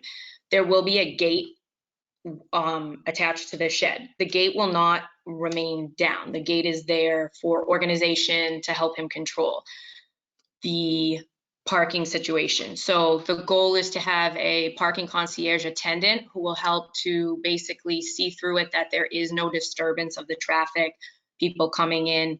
if somebody comes by car, he can show them, you know, there's going to be designated parking because this parking lot does share parking services for, you know, two or three other businesses in that building. There's also zip car parking in that parking lot. So there'll be zip car parking. Can I interrupt you just to Yep. clarify? This is the parking lot that's also on the opposite corner of Central and Highland, right? Because there is a parking lot behind the building itself. Yes, the parking lot behind the building itself will not be used for customer service. It will be used for employees and deliveries only. So customers will not be parking there. Okay, because my question to you, in the staff memorandum that the planning board has, I believe it didn't say that you absolutely had access and will be using the spaces on the Highland Ave parcel, but from what I'm gathering on your presentation is you do have an agreement with that parking lot and with the owner of that parking lot, who is the same owner of the building where your facility will be, to actually use those spaces. Is that right? Yes, I believe we sent in a planning that had the parking lot included in it with our proposal. It didn't. Yeah, we do have access to that as a tenant of this location. Just want to make sure that the way it was phrased in the staff memorandum, Mr. Chair. didn't appear that it was a guarantee that you would have access to those spaces, but yes. This is Charlotte speaking, if I may. To help clarify, one of the points made in the staff memo is that any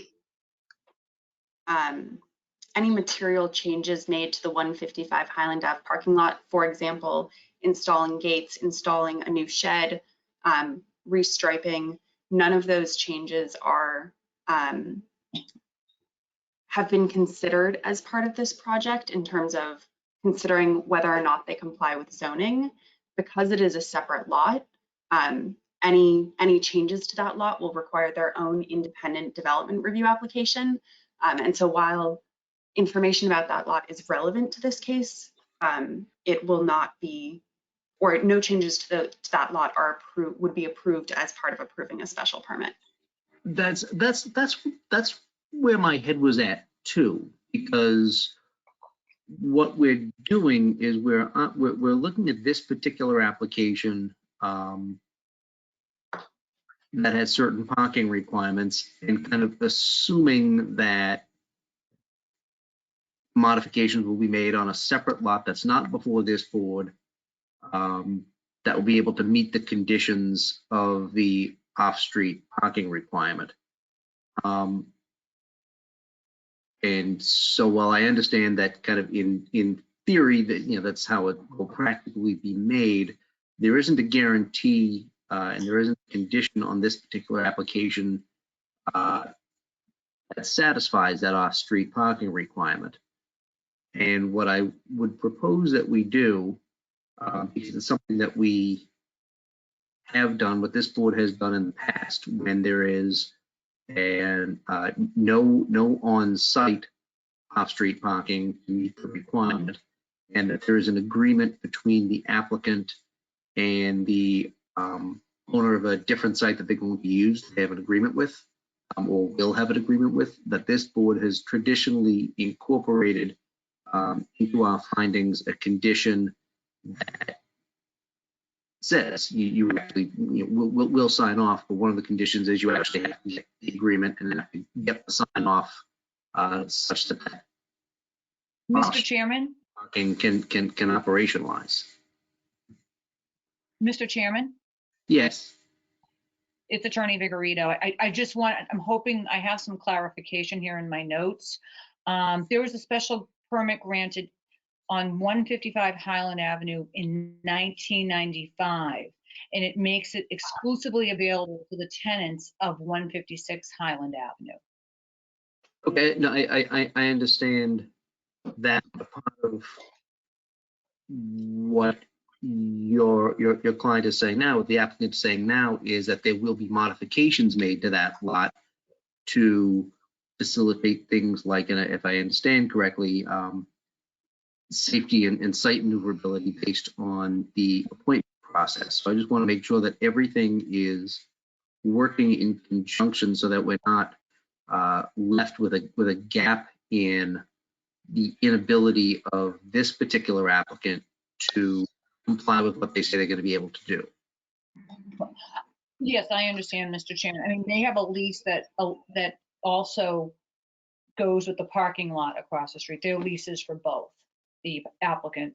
So they do have, under their lease agreement, they are entitled to use the parking lot. Okay. And And so that will be the expectation of this board, that because there is, and that thank you for letting me know that, because there is a lease for those particular spaces in that lot across the street, that's the expectation of this board, that those spaces will be used and not take up any other street parking or anything else like double parking or anything like that. What I'm hoping to see is some sort of a direction to people, if you get your parking concierge or whoever it might be, for folks coming maybe up Central Street, because it's a one way and it's easy to get blocked up in it, at least one way at that section of Central Street, that they know this is where I have to go, and this is only why I'm here. I'm not here to go to the liquor store across the street or donuts or anything else that's in that. Area. I'm here for my appointment at this particular retailer. Yes, I mean, Chairman Capuano, the way it's going to be set up, and I know Ms. Panadosi will get to it a little more extensively, but I'll give like a thumbnail of it. These are appointment only, so they'll be making their appointment online. Then when they drive to come to the dispensary, they will pull into the parking lot and they won't be, sticking out the way that the concierge will be located in his, covering or shed. It will be that, the vehicle will be all the way into the lot. And if someone comes by, say, rideshare, Uber or Lyft, there will be designated parking spaces for Uber or Lyft, so that there's none of that. We see it all the time, and Uber just stops in the middle of Highland Avenue and, you're stuck behind them and your hands are like, really? So we've tried to address all of those concerns. Neighbors voice those concerns. David Giangrande, who is also going to speak, will discuss that and how it's all been, put into, his traffic study. But once you do pull into that parking lot, there'll be 5 designated parking spaces. So if, someone's coming in, they'll pull in completely into the lot. The parking concierge will direct them, which space they should be pulling into. In the event that the parking concierge has to leave his post, the gate will remain up so that no one is, sitting on Highland Avenue. That has been the goal here. We don't want any traffic backups. So I'm going to ask Ms. Pantadosi to come back on to talk about point of sales and get more intricate to how the appointment system is going to work. Thank you. I didn't mean to sidetrack the conversation, because I know David Giangrande is going to give a presentation, but I just wanted to raise those questions while I had them on my mind. Absolutely, and I'm glad I was, hopefully I was able to, answer them. Absolutely. No, anytime any one of us will stop and we'll clarify to the best of our abilities. Okay, so regarding point of sales, when customers come on and they make their appointment online, they'll register with us, they'll make an appointment online. When they first come to our website, and they try to make an appointment, it will ask them how they're traveling. We're really going to push people to use public transportation, ride shares, bikes, or walk, by giving discounts to people who are using those forms of transportation, to really help mitigate any form of traffic issues that we think could be there, or the concerns that the neighbors had been having. Once they pick their form of transportation, if they are using any form of ride share, bus or walking, they'll receive a coupon that they can use when they make their purchases. They'll go on, they'll be able to pick their 15-minute slot, and then their appointment will be booked with us. When they come, depending on their form of transportation, they will be directed on how to get to us. If they're coming by Uber or Lyft, they'll receive a notice that has the parking lot address. When they arrive, the parking attendant will, direct them back towards the drop-off area designated for Uber or Lyft. If they're coming via car, they'll receive a pass to be able to come into the parking lot and park in the 5 designated spots for our location. And that's basically how we would operate the appointment-only basis. And as I said, it would be every 15 minutes. And we have 5 POSs, so 5 appointments every 15 minutes. But we're really pushing, public transportation. We, as David will get into, the expectation of car traffic, especially in the area, we don't see that it will have a major impact on the current traffic that is at Central and Highland currently. And yeah, I think David, I don't know if you want to have David speak to that now. I think that this is the appropriate point in the presentation where David would make his area of discussion, and always welcome to that. Mr. Chair, can you hear me? Yes, sir, I can. Great, thank you. A lot of new faces on your board. Thank you for your service. I'm David Giangrande, for those of you who haven't met me. I'm a 2nd generation engineer here in Somerville. My father, prior to me, started a business in 1960, and I'm running it now. And on this particular site, we were asked to do the traffic analysis. In years past, we would just do more of a trip generation memorandum for this sort of type of project. It's an existing building, and it's really a sort of a reuse. But all things considered, in the location, we were asked to do a TIAS, a traffic impact and access study. And we were also asked to do a TAP, a transportation access plan. So those are the 2 instruments that we put together on behalf of the developer and presented to the city. David, can I ask you to pause for just 1 second? We lost the video of Amelia, but I just want to make sure that she's still on. I am here and listening. My video is a little spotty, but I dialed in on the phone line anticipating that, so I'm right here. Great, thank you. I just want to make sure we didn't lose you. David, sorry, go ahead. Mr. Chair. So prior to starting this, as usual, we'll just reach out to the mobility staff, make sure we identify an appropriate study area, and make sure that we're studying enough intersections, looking at and gathering enough information so that we can make an informed decision with the mobility staff. We did that here. The study area became Central at Highland, obviously, right in front of the subject site. Central at Gibbons in Oxford, and then also Central down at Summer Street. And what we do, and I don't want to overbore everybody with this, but we'll go out and we'll go out to the site. We'll make lots of observations and measure widths of roadway. Is there pedestrian accessibility? Where's the parking? What's the signage? How's it striped, etc. We'll also collect traffic volumes. So along Highland Ave, it's a major thoroughfare in the city, and we've got about 11,000 vehicles per day. It's significant, right? On Central Street, we've got 8,000 vehicles per day. So we collect that information. Those are the tubes you'll typically see in the roadway.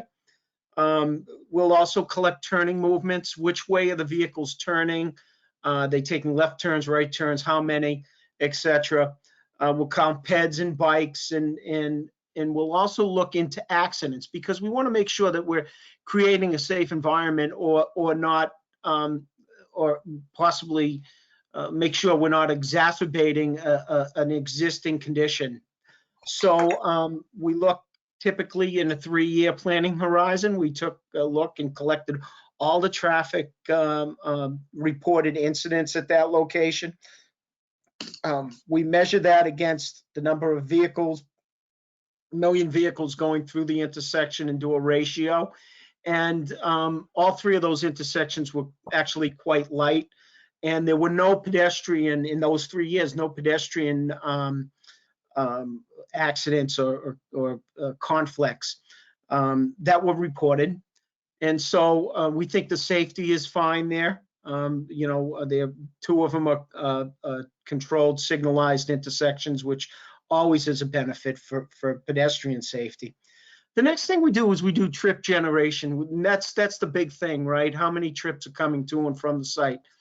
In this particular case, it's built in, because right now we've got 5 point of sales, and we know we're going to have 15 minutes, and they're going to be appointment based.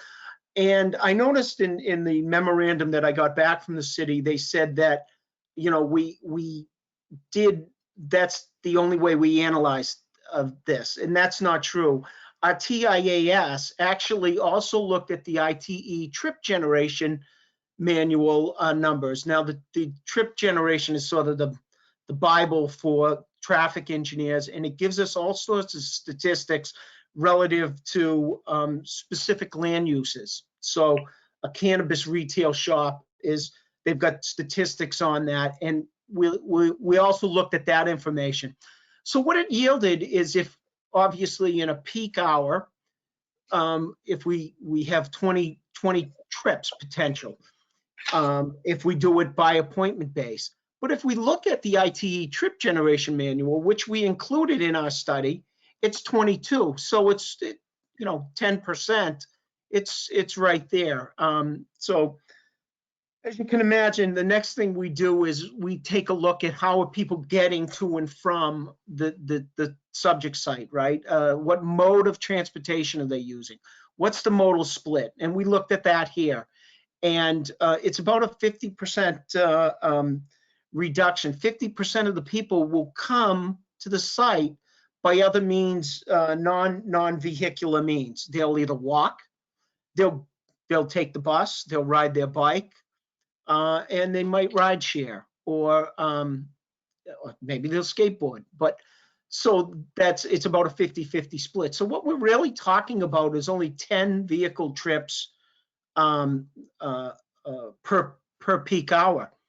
Keep in mind, we don't have an AM peak hour because we're not open in the morning. They're going to open at 10 o'clock. So I don't think anybody said the hours of operation, which is typically important to the board. The hour of operation, I think, is 10 o'clock to 8 o'clock Monday through Saturday. And then I think noontime to 5 on Sunday. And somebody on the team can sort of pick up on that if I'm wrong. But the point being is, in the morning, the AM peak, there's not going to be any trips from the subject site. The other thing we usually do is we usually take a credit or a reduction for the existing uses on the site. There's a barber shop there now. There's a little spa and a nail shop, and small retail. So there's a couple of uses. We didn't bother taking any credit, because when we then take these numbers and look at the intersections, we do an operational or capacity analysis and see how these new trips will affect the operations at the intersections. And as it turned out, we always look at 3 conditions: the existing condition, how it functions today, that gives us our base data. We then look at the no build, so out in the planning horizon, 7 years from now, how's it going to function? And then without any, if there were no development, and then we add a build condition on. And there was no level of service change from build to from non-build to build 7 years out in the future. So as I had mentioned, the mobility staff has reviewed the report. They actually did a really deep dive, and I don't want to bore you too much, but they actually did what we call boarding and alightings off of the buses right out in front of the site, which I thought, being an engineer, I thought was a cool study. And what it did is they found out that 27% of the people are taking between 20 to 28% of the people are taking the bus along that commute along Highland Ave. And we actually used the 27%, which was from the census data, journey to work census data. So that correlated. A couple of other things that they noted. They'd like to see, as part of the mobility plan, a blue bike a facility possibly. So I think that the owner and the cannabis retail facility will be talking with the city about that. And the only other thing that they brought up was the turning in and out of the site. And I think Ann Vigorito had mentioned this earlier. I think that there's a little bit of concern about the gate. I just want everybody to keep in mind that there are dedicated spaces in that lot. But realistically, there's one vehicle for this particular use going in every 6 minutes. We are not expanding the parking lot, and they are having a parking lot coordinator or attendant or whatever you want to define that person as, that they're going to put out there. And again, it would be just that PM peak condition that would be, if there is a conflict, it would be at that time, not in the AM. And the person who's managing that lot certainly has enough place to bring one of those 6 vehicles in, and they have the dedicated spaces.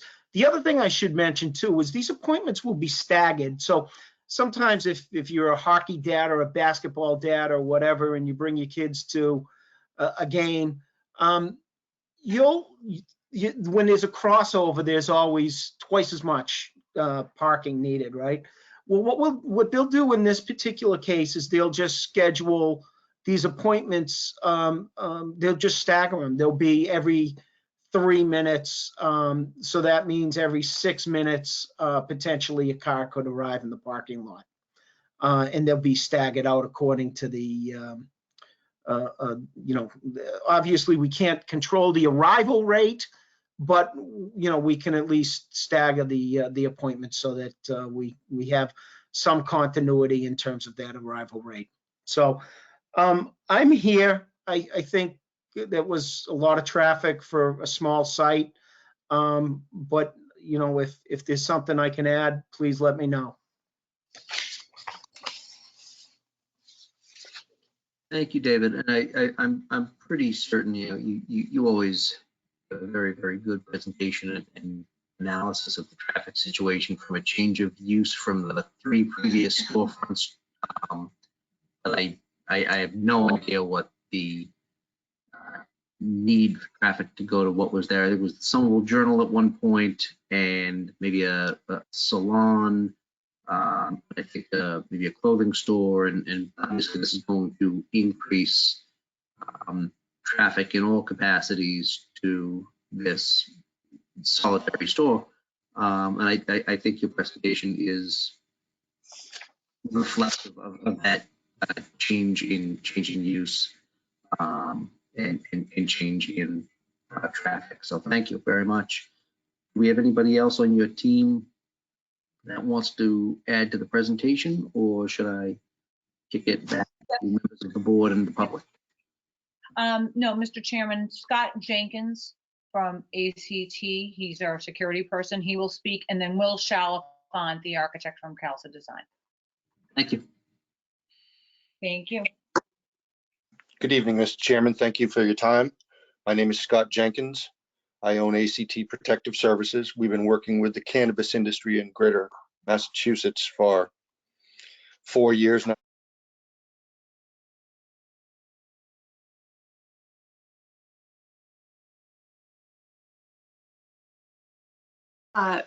Mr. Chair, this is Charlotte speaking. Apologies, I accidentally muted Scott Jenkins. Scott, you're unmuted again. Again, apologies.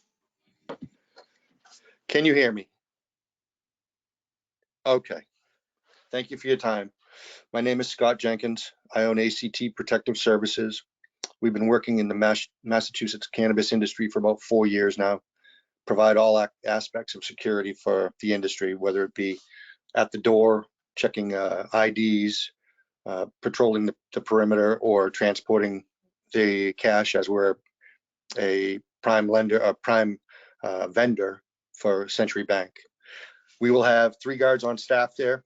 They'll be showing up half an hour before the site opens. They will police the area, make sure there's no debris, pick up whatever they can of wrappings or whatever it might be. 1 guard will be at the door checking IDs. 1 guard will be inside on the sales floor, and at the exit door, 1 guard will be floating. That floating guard will be, again, policing the area, checking in with the parking guard or the parking concierge to make sure he's all set, everything's good there, and overseeing any deliveries that are made. When it comes time to do deposits, we will handle that ourselves. That'll be on a varied basis, and that's something that will pretty much go on without anybody knowing what it is. We have, in this location, we have 8 exterior cameras. We have 16 interior cameras. We have 8 panic alarms and 4 glass breaks. So from the standpoint of coverage, it's very well covered from all angles, inside and out. The exterior cameras will be aimed so that they're not facing any one of our neighbors or abutters' windows or the sides of their houses. There's no need for that. I have submitted SOPs for a medical emergency and fire emergency to Lieutenant McLaughlin. I did that on 13 February, and he should have that on file as far as what our SOP would be should something like that occur. Other than that, if I can answer any other questions for you, I'll be glad to.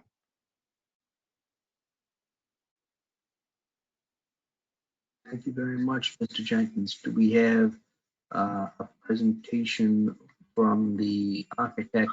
I think I saw a comment that your screen should be shared because you've got a visual presentation for us. Mr. Chairman, before we go to the architect, could we have Mr. Jenkins discuss the outside security regarding the outside of the perimeter of the building, because there'll be no lines on the street, and also there'll be deliveries to the site. I think that might be an important component before we get to the architect. Okay, yes, please. Sure. So on the outside of the building, that's what the 3rd guard, the roving guard, would be tasked with, making sure there's no lines, there's no blockage of the sidewalk, moving people along, or if they show up too early for their appointment, telling them they can't hang around. It's not allowable. Also enforcing the customer pledge that every customer has to sign, saying that they will follow the rules and laws of the state of Massachusetts Cannabis Commission. Somebody opens a package, whether it be to just look to see if everything's in the bag or not, they'll be addressed right away by the guard.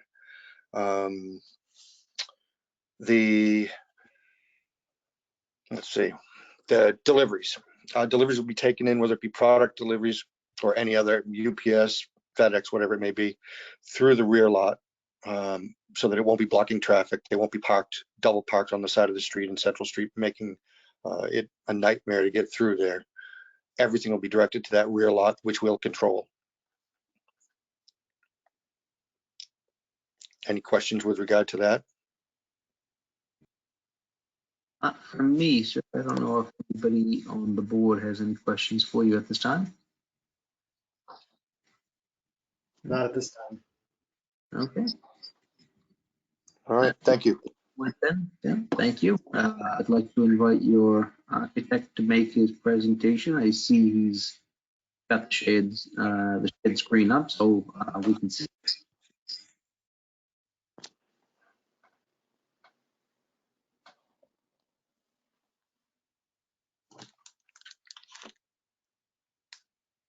Mr. Chair, this is Rebecca speaking. Will, you are apparently self-muted. Hey, all right. There we go. Can you hear me now? Yes. Thank you. Thank you, members of the board. Name's Will Chalfant from Colso Design. We are a Somerville architecture firm. Thank you for spending the time this evening. Clearly, we saved the best for last, and that's my segment, so I'll go through this quickly. You may or may not be familiar with the location, but as has been discussed, we have 4 existing storefronts. And, you know, it's somewhat of a mishmash of storefronts going along there. So part of our program is to really clean up this storefront, but I'll first just go through the floor plan. Central Street itself is at a bit of a slope, and as part of that, we want to make sure this dispensary is handicap accessible. So we have a slight curb step at the entry, which we are addressing by installing a new handicap lift. This little lift will have a apron that'll bridge the gap, if you will, between the threshold of the store and the sidewalk, allowing patrons that are handicapped to easily enter and exit the property. So you'll enter into the space and be greeted by a security checkpoint where they'll check your ID. Cannabis dispensaries offer sort of a unique design challenge because, you know, we want to shield the product from passersby, but we also don't want to block this storefront off from the street and create a deactivation of the sidewalk.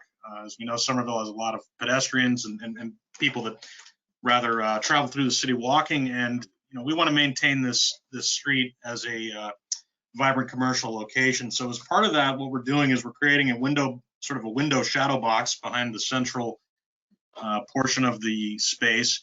And that will be a great opportunity to showcase local artists. It'll be a sort of a rotating gallery space where people can see local art. There'll be information posted in the window possibly about how to purchase that art or get in contact with the artist. And it's really a great way to sort of have some community outreach with, while being associated with the dispensary.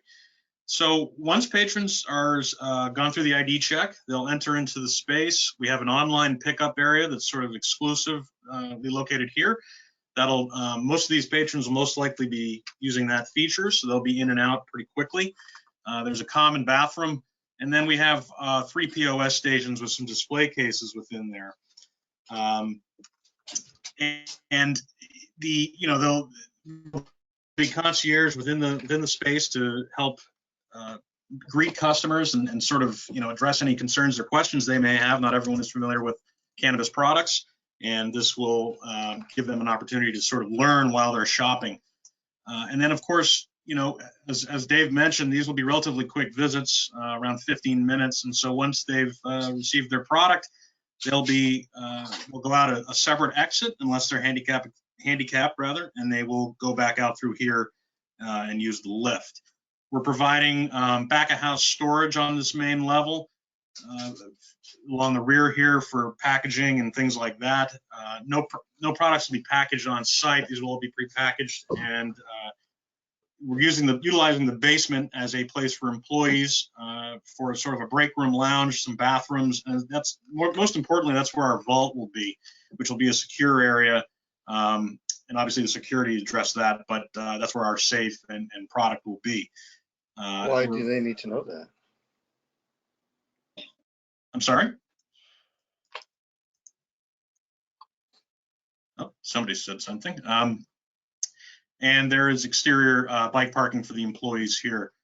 So from an exterior standpoint, as I mentioned, there are 4 different patrons, rather stores in that space right now. And all of the awnings are sort of treated in a slightly different manner with signage. And what we're going to do is we're going to unify that space by not only we're going to be replacing all of the existing storefront with new storefront, we're going to be removing those air conditioning units which protrude outbound from the center over the doors.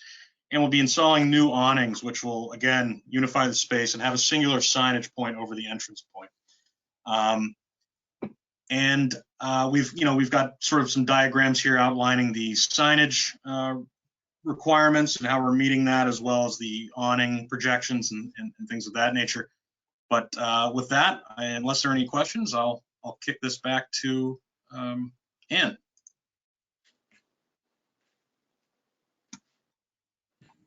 Mr. Chairman, did you have any questions, or did anyone from the board have questions for Mr. Chalfant? I did not at this time. There was one last thing that I know Ms. Pantadosi wanted to address, and that's the customer pledge. So I know she would like to discuss that. The customer pledge for East Coast Remedies. Okay. I just wanted to, Scott had mentioned it, and I just wanted to go a little bit more in detail on it. Just that when somebody becomes a customer of ours, they will sign an in-store pledge. And at that point in time, the pledge includes any policies, applicable laws, expected responsible marijuana use. If this pledge is broken at any point in time, we reserve the right and will refuse service to anybody who's not abiding by the pledge that we put forth. So I just wanted to be clear on that because he did mention the in-store pledge. Thank you. Attorney Vigorito, is there any other presentation on your side of the table? No, I think you'd like to open it up to the public. I think I will, just so long as my colleagues don't have any questions at this time. Amelia does, so I'm going with that. You're muted, Amelia.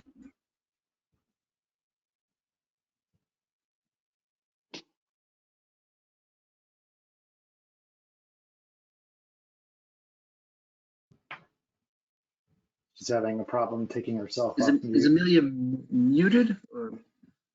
Mr. Chair, this is Rebecca speaking. I'm working with Amelia to get a pin that she can enter. So if there's another question, we can move to the next question and return.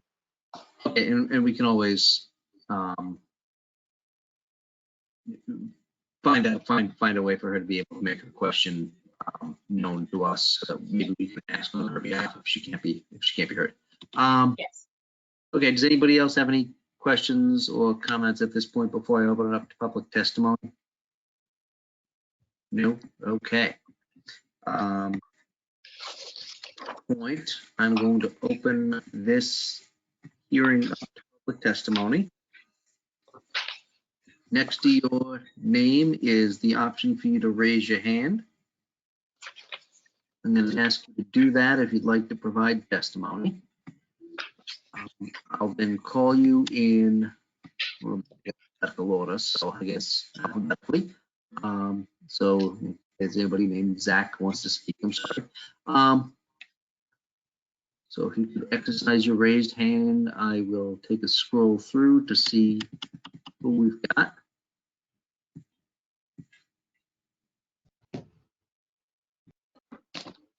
Okay, I don't see any right going once, going twice. Let's close that portion of the public hearing. I'm going to open it up. Anybody that wants to speak in opposition of this application or otherwise express concern, please raise your hand and I will call on you.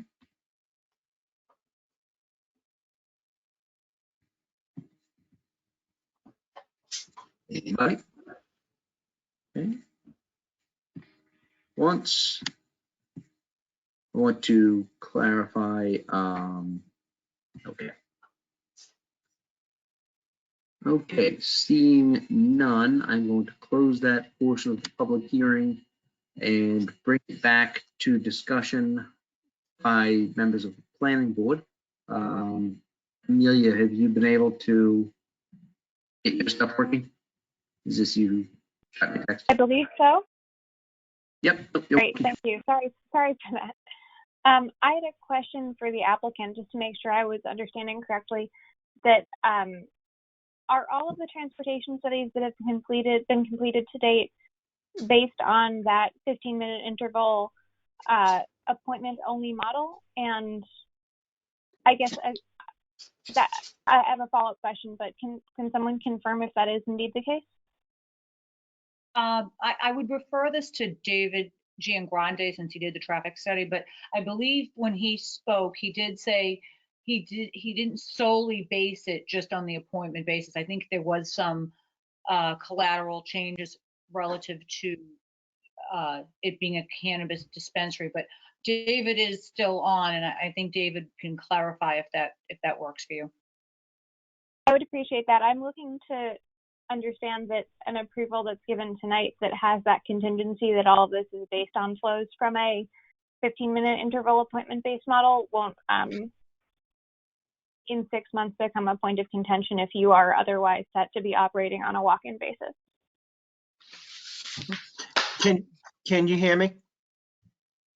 Yeah.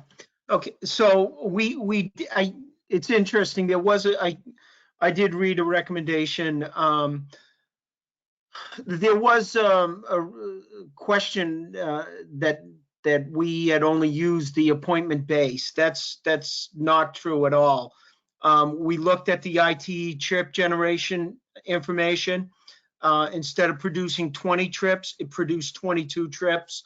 And let us not forget that it's a 50% reduction because half of those people are going to end up coming from, are going to use public transportation or other modes, non-vehicular modes. So, it's basically goes from 10 to 11, or, it's not a significant increase. So the feeling is I think, and probably get my head handed to me for this, but I think that we could certainly still go and get some empirical data once the operation is functioning and we know how long it's taking. We can then take a look at that operation and then report back to the mobility staff. And quite frankly, in the past, these type of things have been more of a staff related issue. If that pleases the board, I think you could probably make a condition just to put it back in the mobility staff's hand. I believe, and Ann Vigorito could chime in on this, that it has to go back before the licensing committee if it changes as well. But please, Ann, speak to that.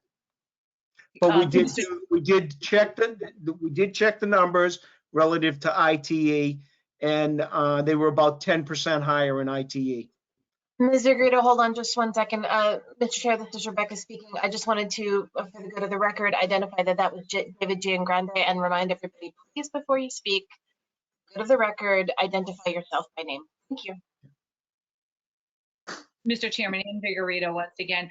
That David Giangrande was speaking to one of the conditions. I was going to get to that, when we got to the end before vote, but since we are there, under the conditions, under the perpetual condition number 4, it talks about retail sales to walk-in customers are prohibited and customer visits must be by appointment only. And any changes to the means of sales requires a new transportation impact and access study, and would also require us to come back to the planning board. What we were hoping to do, the licensing commission, as I stated at the beginning of the presentation, after 6 months of being open, they will require the applicant to come before them about not having, solely appointment only. And my thought process, I spoke to David Giangrande, and I know the applicant Gladys Vega and Leah Pantadosi and myself had a discussion with the planning staff last week. This is a very stringent condition to place on an economic empowered applicant. You had a applicant before you in June of this year. I believe they're at 378 Highland Avenue. They're in Davis Square, and this condition was not placed on them. The applicant, East Coast Remedies, is just looking for an equal playing field here. This is a very unfair condition. As Mr. Giangrande addressed, he looked at other models when he did his traffic impact study. I spoke to David Giangrande at length about this, along with Ms. Vega and Ms. Pantadosi. And he even suggested that, as opposed to perhaps have a new traffic impact study presented to the Director of Mobility and have them make the decision if they could switch from being appointment only to walk-ins as opposed to coming back to the planning board, no disrespect, but, you know, more public hearings. Just, it seems like everyone would have to defer to mobility anyway, and it looks like there have been reviews of this. So sorry to jump around, and, you know, I probably would have spoke about this later, but I'm not trying to be more critical here than the conversations that we had with the applicant in Davis Square earlier in the summer. My concern was born from the idea of confirming that the parking arrangements that had been made would be sufficient when you did cross that threshold into a walk-in model and not just the appointment-only model. So I appreciate the clarification that that has indeed been accounted for. I do feel as though ITE notwithstanding this shift to retail marijuana from neighborhood retail does represent sort of a difference in traffic patterns, and it's not drawing as many people on foot as a nail salon or what have you would have been likely to do. So I'm just trying to understand what this will look like when it is fully operational, and thank you, you satisfied that question. Thank you. And just to further emphasize, I mean, this facility, the site has access to over 50 parking spaces. And I think Mr. Giangrande said many of the visitors will be coming, you know, ride share, bicycles, skateboards, walking. So, you know, we won't see predominantly automobiles. And with 50 parking spaces, I really don't think it's going to become a traffic backup. Mr. Chair, this is Charlotte speaking. If I may address, if the board is interested, I can address the reasoning behind these conditions.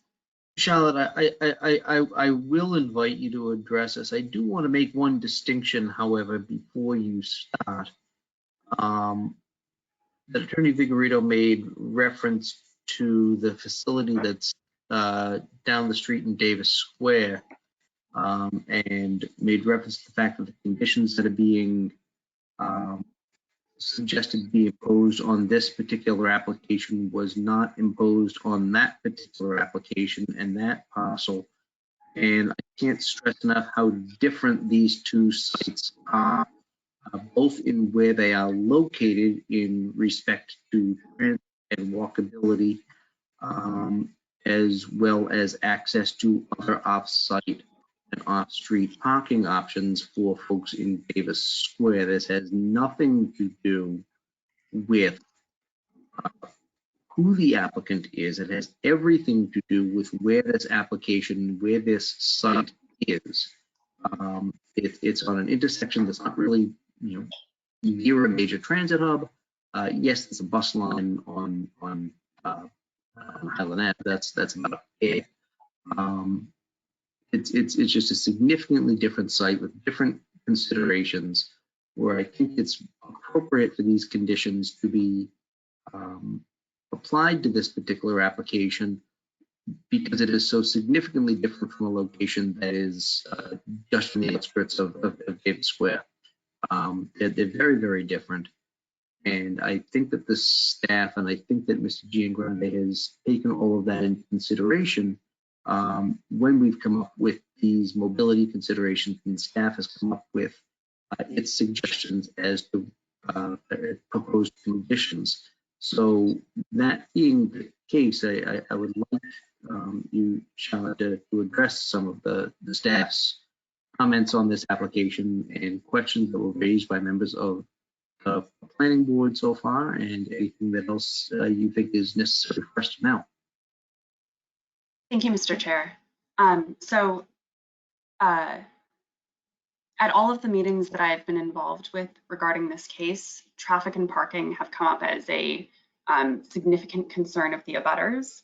At the Licensing Commission in April, Chairman Lynch noted that there were 58 comment letters and that the majority of them concerned traffic and parking, but that those concerns would be addressed at the zoning approval stage since one of the findings that the board is required to make is related to the impact of this use on traffic in the neighborhood.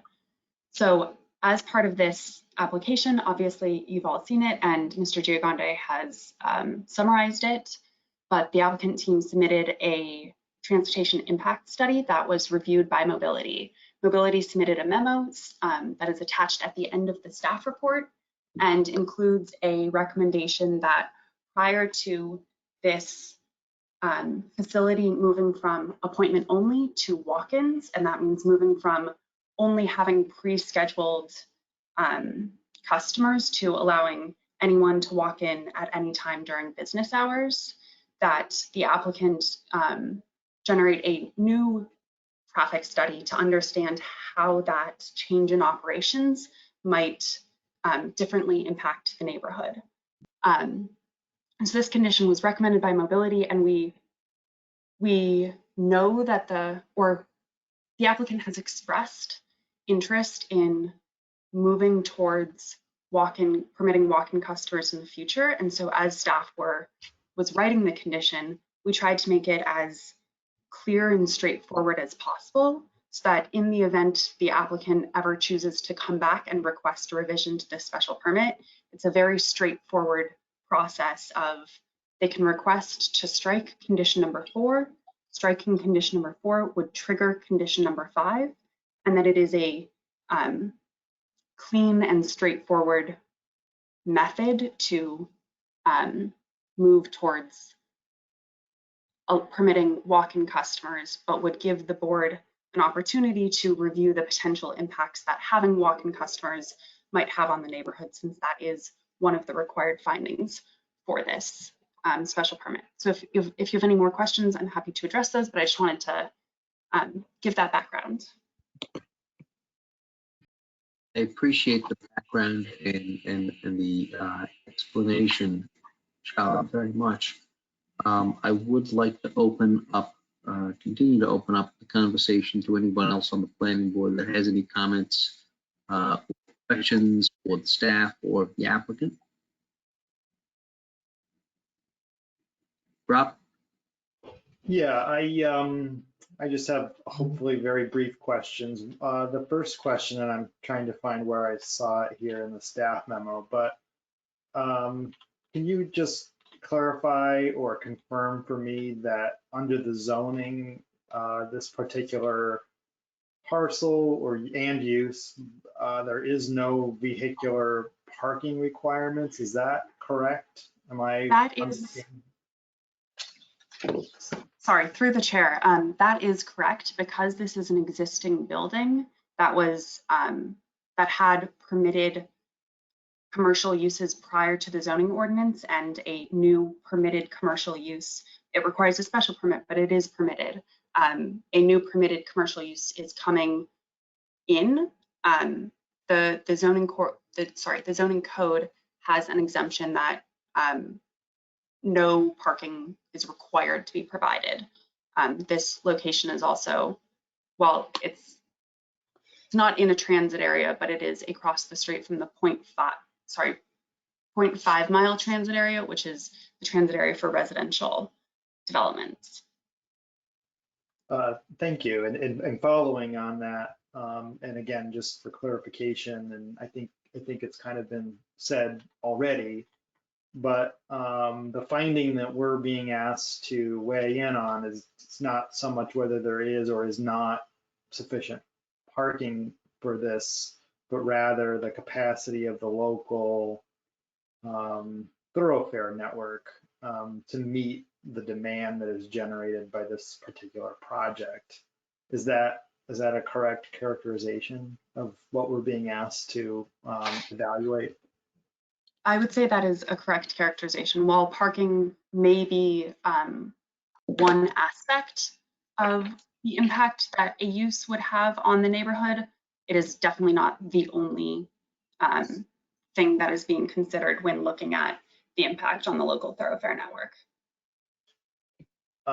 Thank you. I guess that's leading to sort of my third and maybe last question, which is, has the Mobility unit within the city looked at this particular intersection, I see sort of references to, you know, potential changes either for bus or I don't know, maybe a left turn lane or something that would improve the functioning of the intersection as a result of the increased vehicular traffic tied to this particular use. So the mobility division, I don't know whether they've looked at any changes that are specifically tied to this particular use apart from suggesting like the blue bike station and those other things that are included in the memo, but the mobility team has definitely looked at Highland Ave overall and improvements that could be made irrespective of whether this use is established here or not. I know the mobility team is looking to just generally make improvements to the traffic patterns in this area by promoting, making it easier for buses or making it more efficient for buses to move through the area, adding more bike facilities, adding other non-personal vehicular modes of travel. Okay, I'm going to noodle on that for a few minutes and let others get questions in if they have them.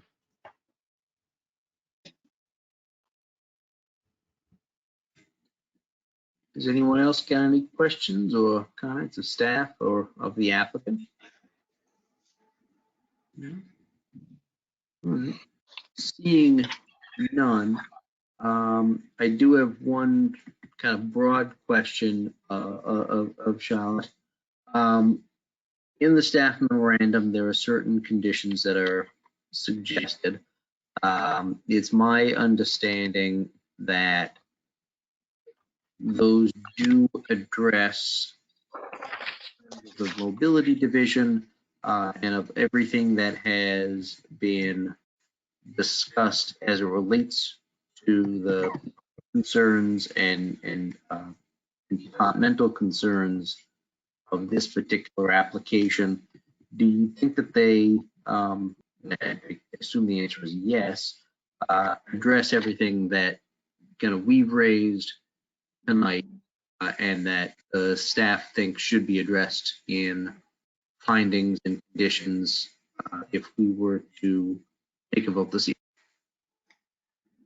I think for the most part, yes. I think one thing that I heard earlier this evening that is not conditioned is a requirement to ensure that some off-street parking spaces have been provided.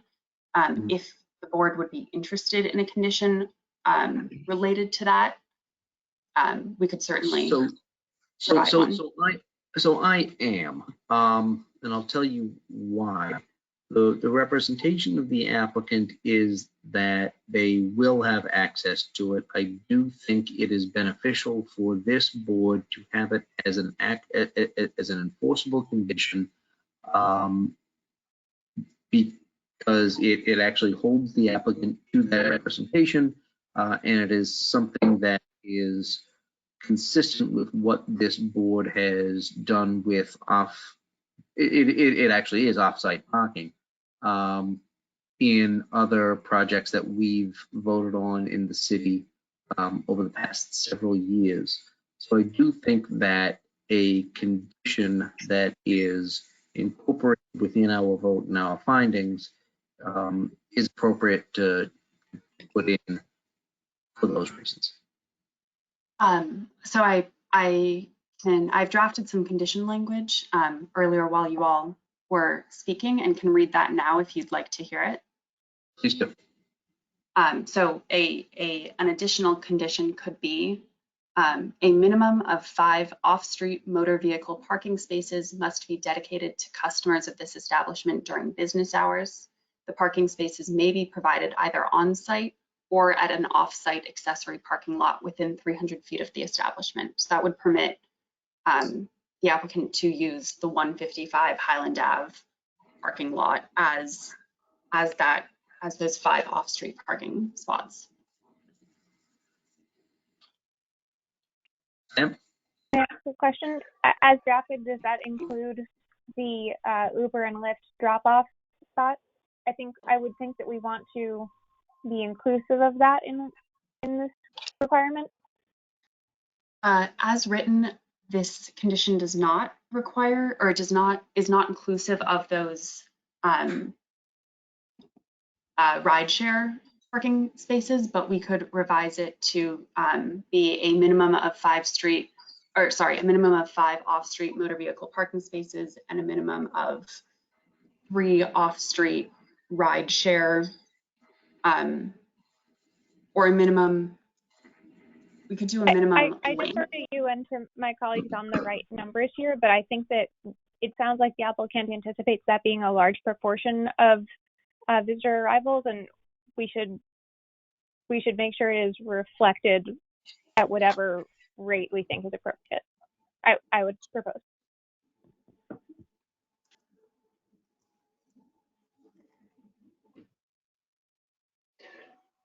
This is Sam. I would completely agree with that.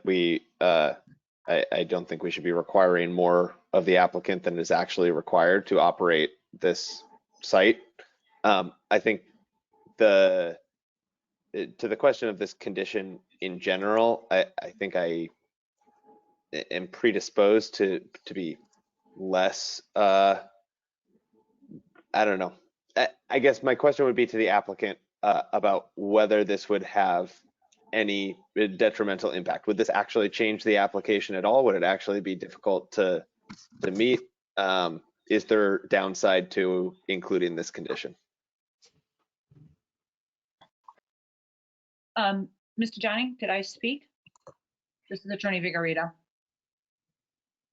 Just to step back, when I just discussed the special permit from 1995, that the lot at 155, does provide parking for 156. That there's always going to be the 5 designated parking spots. So a condition to that effect would be fine, but the entire parking lot would be available for parking because there's 4 storefronts that were previously there. So they will no longer be there. Yes, there are other businesses there. Just as an added note, once, which was the former Anthony's Function Hall, but once took over that site, they are closing, unfortunately, on November 30th.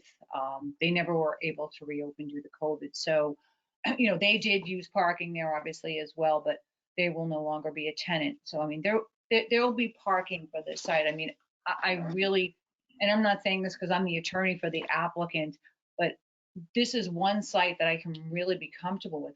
I don't think there's going to be a problem with parking.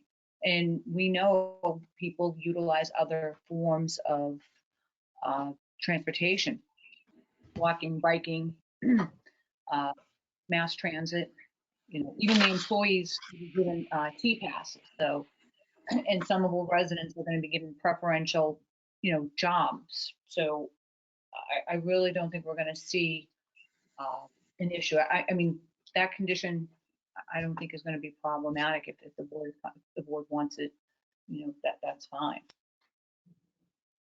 Thank you. I appreciate that. And with that, I think I completely believe the applicant's representations about the availability of the lot and all that.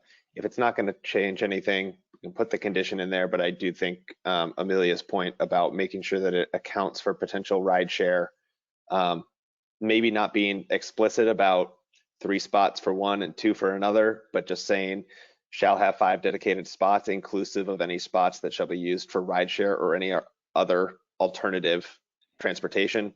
Something very general like that, just to make sure, again, that we're not being overburdensome, but we are providing the protections. Thank you, Sam. That was a good clarification of my point. I appreciate it. And I totally agree. I mean, the reason I wanted to put this in as a condition is, one, I certainly, first of all, I'm sorry to hear about the once, the advanced, that's a shame. I always did believe that there would be adequate parking based on the use and the joint ownership of that lot in this building. But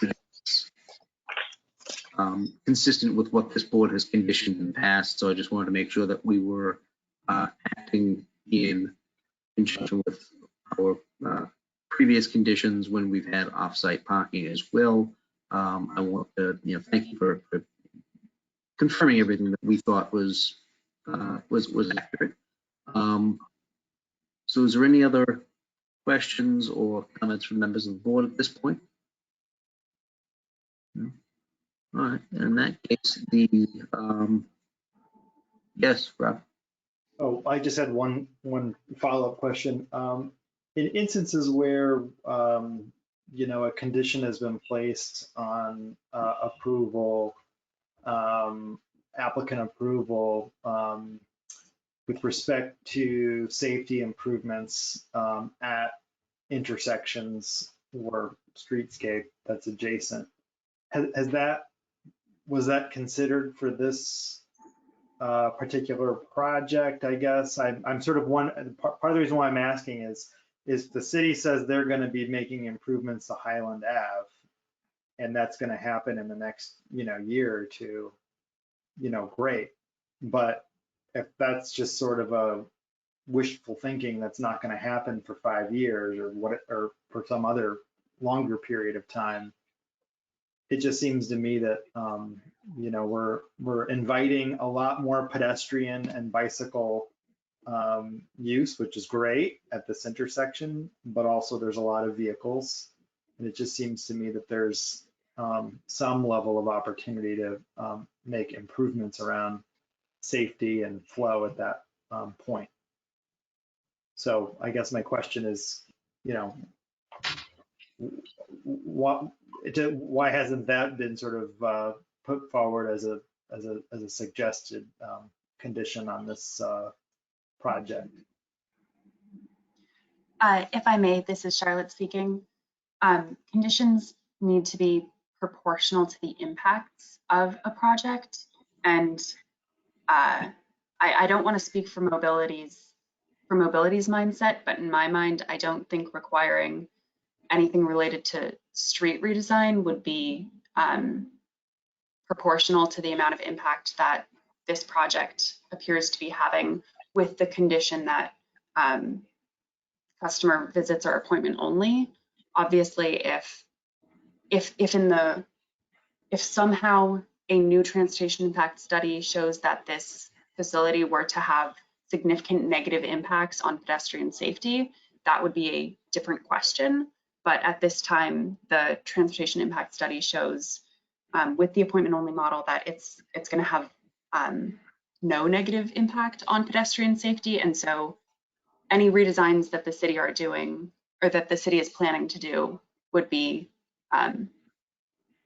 outside of this project, and this applicant could provide input, obviously, if they so choose, but would not be responsible for making sure that design happens or those changes happen. Does that answer your question? Yeah, that's actually quite helpful and helps contextualize the wording of the conditions as they have already been proposed. So thank you.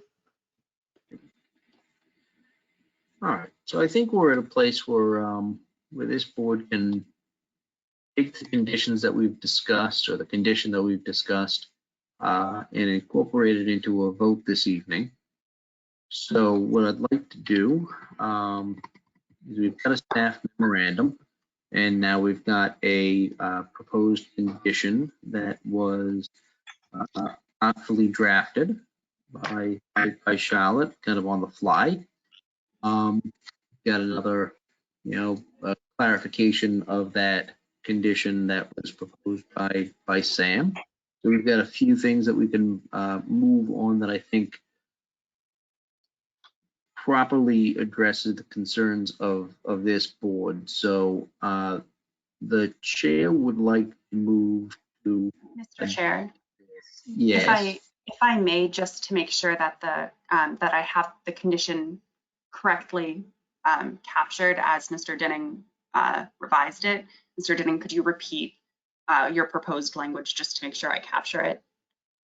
Can I repeat it verbatim? The answer is no. Not verbatim, but per concept. per concept. That's a great way to say it. So 5 spaces shall be set aside for vehicles arriving for customers at the site. I think that was significantly worse than what Amelia and I had discussed before. So apologies for falling off there. What I got previously was a minimum of 5 off-street motor vehicle parking spaces be dedicated to customers of this establishment during business hours, inclusive of any rideshare spaces. But I forget if there was a another type of space that you had mentioned. I think that covers it. That covers both vehicles that will be parked that were driven by customers and vehicles that are there for a shorter amount of time for rideshare pickups and drop-offs. That was, I think, our intention. Perfect. Thank you for letting me clarify that. Thank you for clarifying it. It's good to get the exact language. Hey, I think this board is ready to take a vote.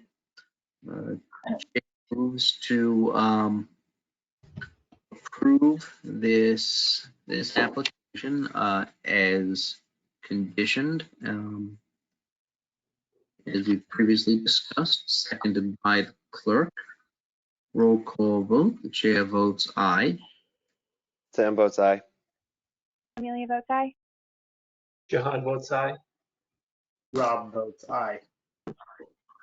Thank you all very much. It's a unanimous vote. Good luck with the applicant.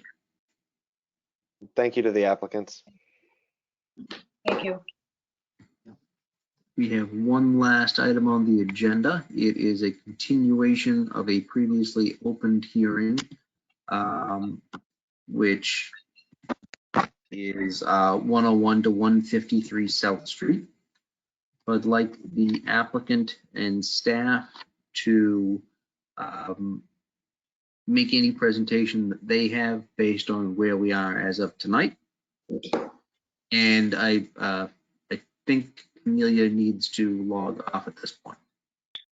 Yes, Mr. Chair, I will recuse myself. Thank you very much. Okay, have a nice night. Enjoy the results. Thank you. I hope.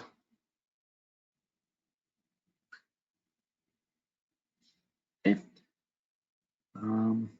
Applicant and or staff who would like to address the board on the status of where we are this evening.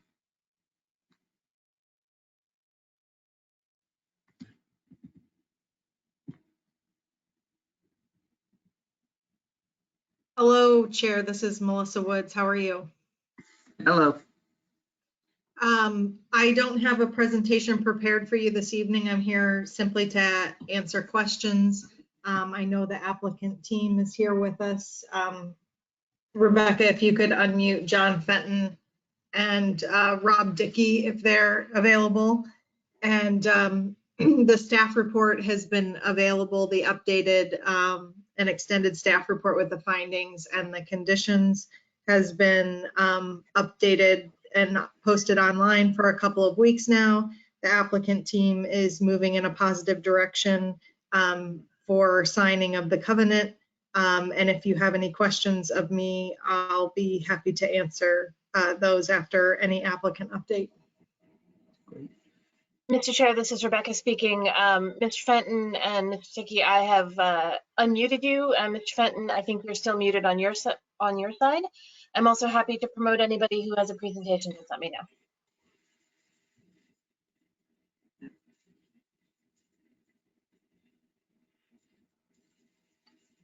Mr. Fenton, I think that you're still self-muted.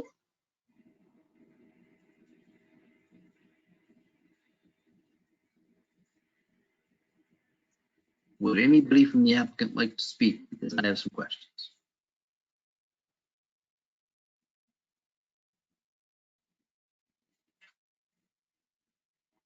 Would someone from the applicant side be unmuted then so I could ask some questions? Mr. Chair, this is Rebecca again. Yes, there we go. Sorry about that. I had a little difficulty getting to that button. Apologize. But thank you, everyone. This is John Fenton.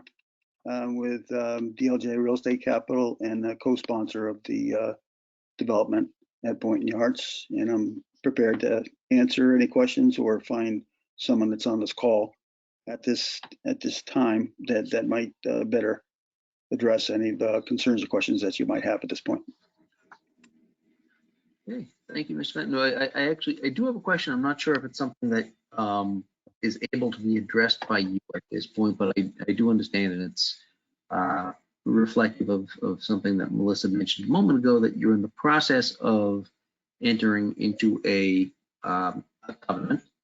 And I'm curious if you are at liberty to discuss what that might entail, what the status is of the covenant, with whom you intend to sign it, just so we have an idea of where you are in the process of that aspect of this project. Sure.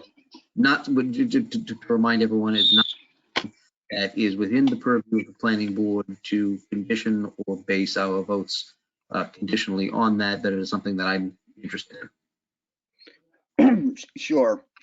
Just a little background, because it's a little bit it's not confusing, a little disjointed, the process, in that our first building that's under construction now, was originally received a special permit from the board as a single project. At the time, there was no provision for a master plan approval process. And as part of that approval, we negotiated and agreed to, in concept, a covenant, developer covenant, that detailed the types of community benefits that would be provided to different parts of the city. And that document was basically completed, but for a section on infrastructure. And the issue there was no one really knew the scope of the infrastructure or the cost of the infrastructure, and engineering studies were required pursuant to that in order to determine the scope and the budget at a minimum. The applicant actually paid for the infrastructure, paid for it. It was commissioned by the city's engineering staff and eventually issued. And then from there, we had a basis for a scope of work, and over time, a lot of time, we have been working with the city's engineering department and economic development to better understand not only what kind of infrastructure needs to go in to support our project, but also, what kind of infrastructure needs to go in to support the redevelopment of Boynton Yards in its entirety. It's been quite a journey, actually. Once we got our master plan advanced, it became clear that we needed to not only complete the covenant for 101 South, which has been sort of sitting on a side table, and we've fulfilled many of the components of that covenant. We've paid for certain contributions to affordable housing or the Jobs Retention Trust, or any of them, and the exception being the infrastructure, because we didn't really know how to contribute what we didn't know was going to cost. So now we've gotten our hands around the infrastructure, and we have got an overall cost that I think that the city's comfortable with.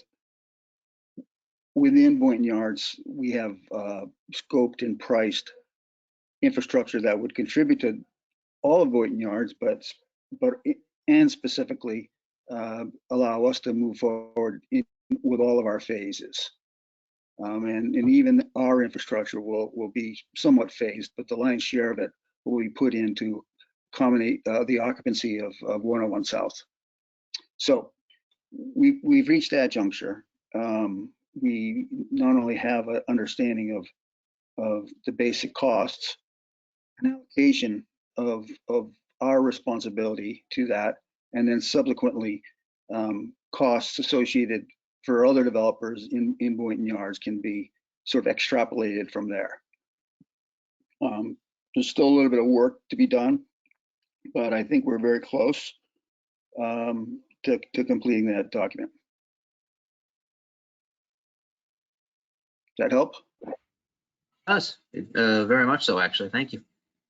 Do we have any comments or questions from members of the board before I open this up? Because we've, this is the first time that we had a public hearing on this with new information, which are the conditions that have been posted for a few weeks. So that does trigger a new round of public testimony.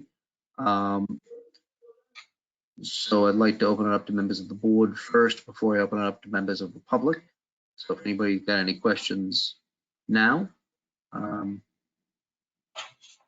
Okay. That being the case, what I'd like to do, and just so you all in the public land know, we're going to be leaving the written record open. Let me just take a quick look at the calendar. I had this in my head before, but it's not been 3 hours. Our next regularly scheduled meeting is Thursday the 19th, so I'd like to leave the written record open until noon on Friday the 13th, so it's a week from tomorrow. So anyone who wants to include additional written testimony in addition to what this board has already received, we would welcome it. So I'd like to open it up to public testimony for anyone that wants to speak in support of this application. Please exercise your raised hand option now, and I'll call on you as I see you. Mr. Chair, this is Rebecca speaking. I'm observing currently we have one person in the audience. That's Ms. Tori Antonino, who has her hand raised. Okay, I'm scrolling and I just saw Tori. So if you can please unmute her, and or if you can provide some testimony, we would love it. Sure. Everyone hear me? Yes. Yes. Oh, hi, this is Tori Antonino, 65 Boston Street. I didn't think you guys would get to this agenda item, but here you are. I just wanted to, one thing I didn't notice in the conditions, and it came up in several meetings, and it was, I believe it was in the testimony of the Union Square Neighborhood Council, is that that there be room for a pedestrian bridge across the tracks. It was previously thought, and it's in the neighborhood plan, Union Square neighborhood plan, that there would be an underpass, the Earl Street underpass, that would connect the north and south side of the trains, basically Union Square to Boynton Yards, but it seems to be cost prohibitive. And so what's bubbled to the surface is connectivity via pedestrian bicycle bridge. And it's not that we would expect Boynton Yard, DLJ, who have been really great partners, to pay for it, but to leave space in this proposal so nothing would prohibit a creation of a north-south connector pedestrian cycle track. So that was one thing that I thought of, and that I didn't see in the conditions. And the other thing, I was just looking at the overlay zoning of Boynton Yards, and this is just curiosity. I'm not trying to throw a wrench into the project, but it described the civic space. So this is like section 10, no, section 8 overlay districts. It described the civic space as a civic commons that was bordered by South Street, Webster, and I forget the other two streets, and it's pretty much a rectangle. And things have, I know they might have changed a little bit, but I just wondered kind of the adherence to the zoning in that part of the description of where the civic space would be located or could be located. Because personally, that's a ripe trapezoid to be an entire civic space, Boynton Yards Common. and it's been talked about. And so if it's in the zoning, what is the implications for actually that being applied? And again, just more of a curiosity, but yeah, just wanted you guys someone to look into that. And I know I have more questions, but I'll get them in writing to you. Thanks, everybody. Go to bed. Thank you, Tori. Two things before I call on the next person that I see. There should have been, and I'll take the fall for this one. There should have been a 2-minute timer that was placed on testimony. Tori, I'm not calling you out. I'm just saying that this is something that we should have had going on prior to taking testimony, and that is my fault. A 2-minute timer will be imposed. It's also my understanding that there might be some folks who are listening in on the phone who I don't think as attendees, who might want to provide testimony. So is there a way to be able to identify if there are people on the phone who want to testify? Mr. Chair, this is Rebecca speaking.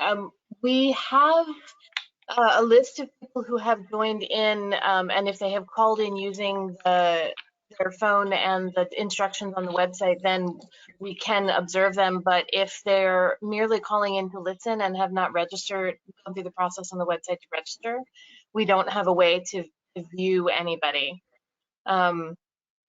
We do have one other person with their hand up, and I don't see anybody in the list that is otherwise unidentified as, they're as having a name listed.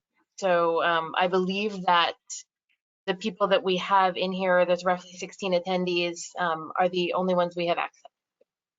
Okay, I can say that I think there is somebody on the phone who says that they have been registered. I don't see them on the list, and they're on the phone. So I'm wondering if anybody who's having an issue with that might be able to, I don't know if it's a log out or log back in issue, but I just want to make sure that anybody that wants to provide testimony this evening has the opportunity to do so. And without me being able to see someone to identify who wants to speak, I'm not able to do that. I do want to remind anybody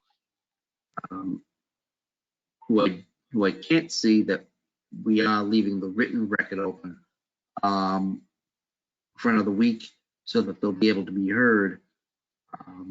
But I can't unmute, and staff can't unmute someone that we can't see on the list of attendees.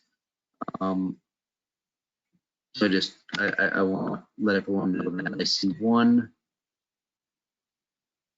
additional person who wants to speak in support of Bill Cavallini. So what I'd like to do, and Rebecca, do you have that timer ready? Give me just 1 second, please, Mr. Chair. I think Mr. Cavallini is going to go on for 45 minutes, but just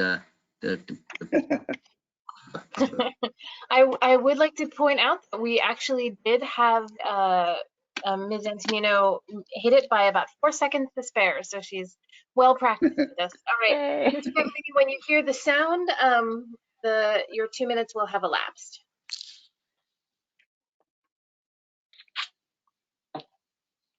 Mr. Cavallini, we're ready. Oh, I'll try this again. I believe that you are unmuted on our side as well as yours now. Go ahead. My name is Bill Cavallini. I live at 33 Oak Street. I am on the Union Square Neighborhood Council. We are still waiting for a meeting with John Fenton to discuss a list of questions that we asked of him that were unanswered by the 2 neighborhood meetings that were held. At 4 o'clock this afternoon, we got a list of partial answers to our questions, and we're hoping for a meeting to go over those answers very soon. Until that time, I certainly can't support this master plan. I also have viewed the submission to MIPA, and it shows no pedestrian or bike access across the tracks in the northerly direction, and no intent to preserve the option to have one. Again, I'll repeat what Tori said. We're not looking for Mr. Fenton or DLJ to pay for the pedestrian bridge. We're looking for the master plan, and it is appropriate to the master plan to have to present a physical representation of an option to cross the tracks. And that is not in the master plan now, and it should not be put off until the site plan review.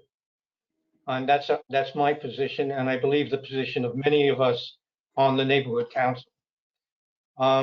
There are other issues that are important, including our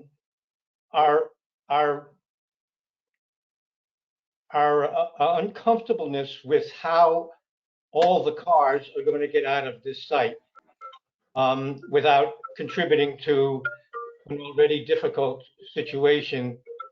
And I think we would like to see more attempt to limit the amount of parking on the site to discourage the use of automobiles to access this site. Thank you for the opportunity to testify.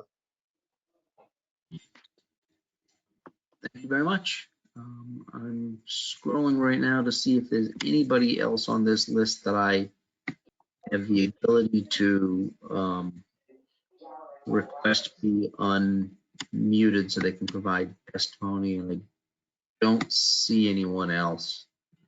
I'm going to give it another few seconds to make sure that anybody that wants to speak has the opportunity to log in.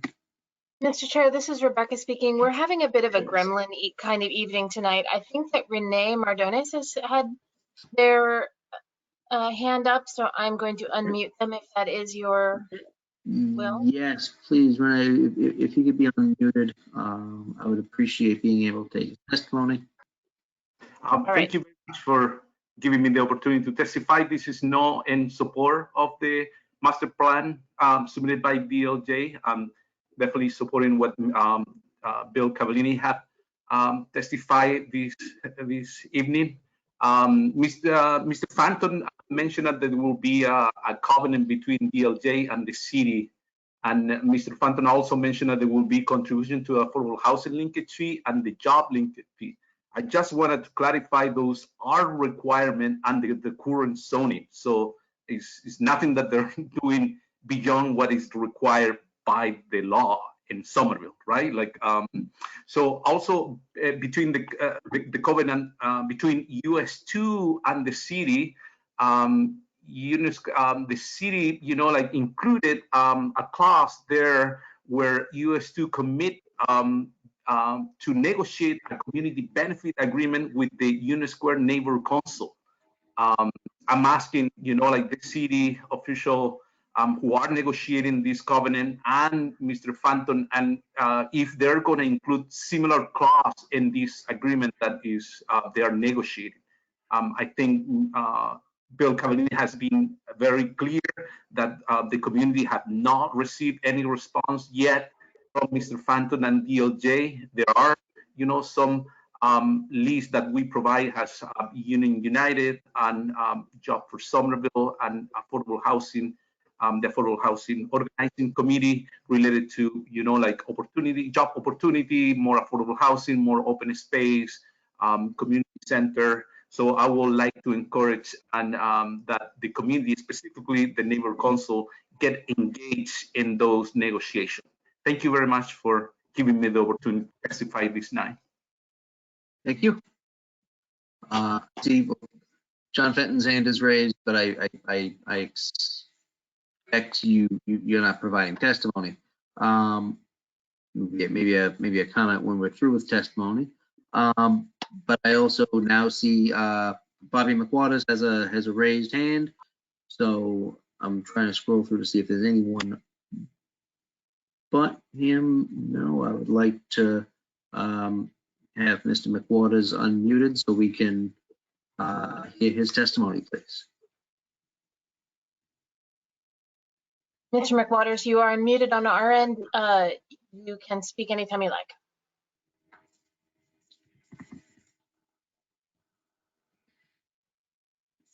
Bob, you there? You're unmuted.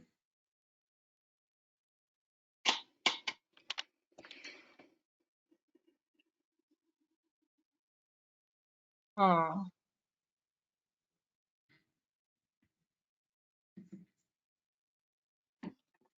Mr. McWaters, you are self-muted.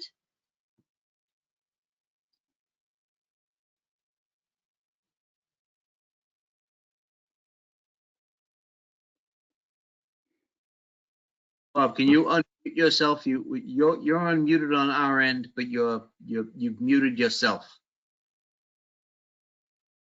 You should be able to see a red microphone, a red button with a microphone on it. If you click that button, that will unmute you and you'll be able to speak.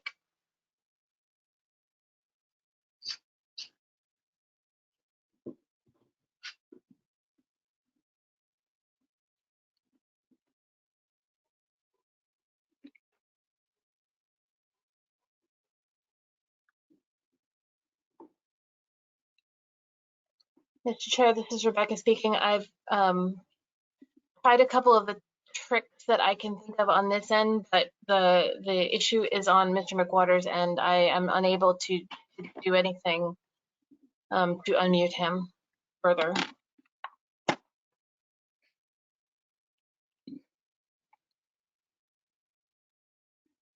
Bob, you're self-muted. If you can find a way to unmute yourself. That may have worked. Bob, you there?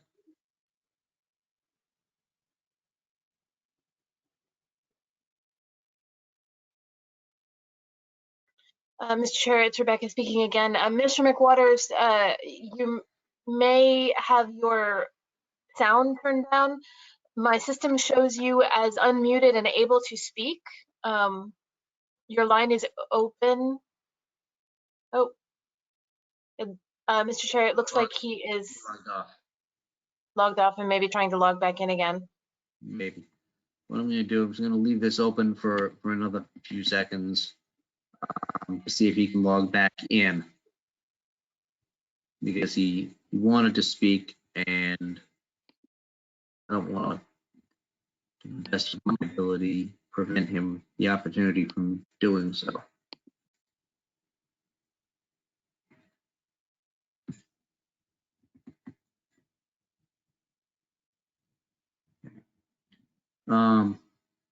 Okay. Yes, I he's see back. Bob McWaters has come back online.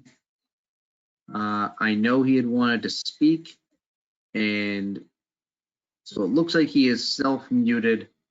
Bob, I'm going to ask you if you can to take yourself off of mute and turn your volume up, and we'll be able to take your testimony.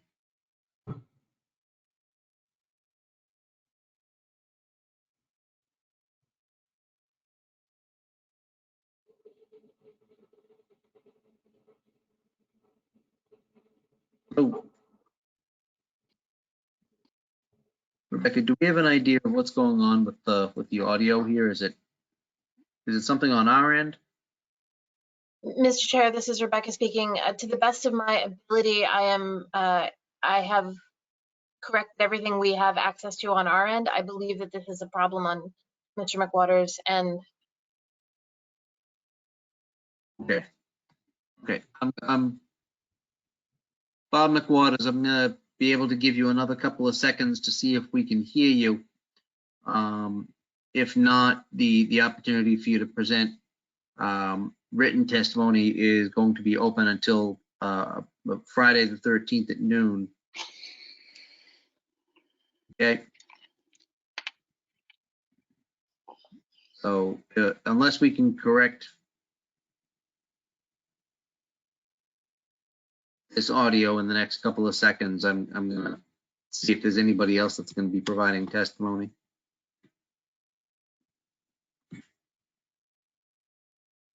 I don't see anybody right now.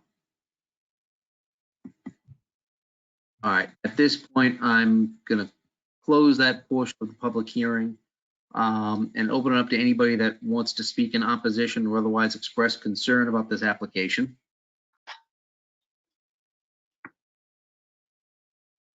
We have heard some already. Okay, seeing none, I'm going to close that portion of the public hearing and open it up to members of the planning board that have any further discussion on this application, as we are continuing this until after we receive public additional written testimony on the 13th. You might want to hold off on comments or questions. You might want to offer some this evening. I have a couple, and they're mostly things that people from the public have said. I think the first one is if it's true that there hasn't been a subsequent meeting with the Union Square Neighborhood Council, I just ask pretty bluntly, why? Why not? Can I respond to that? That would be great. Yeah, there has been, and there have been multiple responses, both in writing and by Zoom call, there seems to be, some misunderstanding about the covenant and the nature of what we are being asked to execute with the city, and what types of agreements would be, I believe, separate and different that the Union Square Neighborhood Council would like to execute, and it hasn't been a sure definitive requirement on the part of the Neighborhood Council that an agreement needs to be executed, but they would like to understand what kind of commitments we are going to make to community benefits. I have provided them on multiple occasions to community benefits that we are providing, as part of a covenant with the city, and as part of conditions in the zoning, and as part of conditions of the master plan approval, similar to what we did at 101 South Street. And we anticipate those to be very similar for each building moving forward within our master plan when and if we get a positive decision on this application. I do have on schedule, and I've confirmed with the Union Square Neighborhood Council to meet with them tomorrow, in fact. So that's on the schedule. That's a follow-up call that I confirmed with Ann Camara, and she knows that. So I think there is some misunderstanding here about the dialogue that's been ongoing, and I have provided both oral and written response to the Neighborhood Council on the kind of commitments that we're making. That's encouraging to hear that there's something on the calendar. And I think next time we meet, if there could be some specificity about that conversation from either side, the applicant or someone from the council, that would be great. The second question I had came from a letter. This is from Jessica Eshelman, submitted a letter. Yep. She pointed out, and I think putting the numbers on it is helpful, that this plan is calling for 1,000 parking spaces. The entire Boynton Yards neighborhood plan accounts for about 1,500. I think this dovetails with comments we heard tonight and previous comments from Councilor Ewan-Campen that this site, frankly, has too much car parking spaces for the neighborhood. So I'd be curious to hear the applicant's response to that critique. We're in a weird place in terms of evolution, I think, relative to parking needs and perceived parking needs of tenant occupants. And the weird part is that those are changing. And as more rapid transit gets connected to Union Square and in other areas, you know, these needs and the perceived needs will hopefully reduce. And then I think that's part of this whole process that we're in. But right now, you know, we are pushing the edge of what we think the tenants that would want to lease our buildings are going to require on a market basis. We're below one space per thousand. We were, I think, 0.89 per thousand on 101 South Street. And on our next building, we're likely to be below that. And we'll likely have to supplement the existing below grade parking with some stackers to ensure that we meet the demands of our tenants. And we will hope that people start driving less and requiring fewer parking spaces. But right now, you know, the market is not necessarily in lockstep with those future expectations. And I think everyone knows that this is going to be a behavioral modification process, you know, over time. But we also need to you know, address what's a perceived market need right now. However, in addition, I could just say that we are committing to a shuttle. I'm aware of Jessica's a memo. We are providing a shuttle to Union Square and to Kendall Square and to Sullivan Square, 2 different shuttles, one that would go to Union and Sullivan and another one that would go to Kendall, you know, regularly, you know, until the new Union Square station is open and operational. And then as part of our agreement on 101 South, a condition of it is that, you know, the staff and the mobility manager, director of mobility management would reassess, you know, the traffic patterns and the requirements for parking and the shuttle going forward. So it's going to be an evolution, I guess is all I can really say. So this follow-up might be more for staff, but if other projects in this area proposed similar ratios of, I guess, land area to parking, how far past the 1,500 mark for target parking in this neighborhood would we be? Would it be possible for other projects to have a similar ratio as this project proposes? Through the chair, this is Melissa Woods. There's a parking maximum in the district of 1,500 spaces. It can be extended by special permit, which would come in front of your board. So I think at this time, we don't see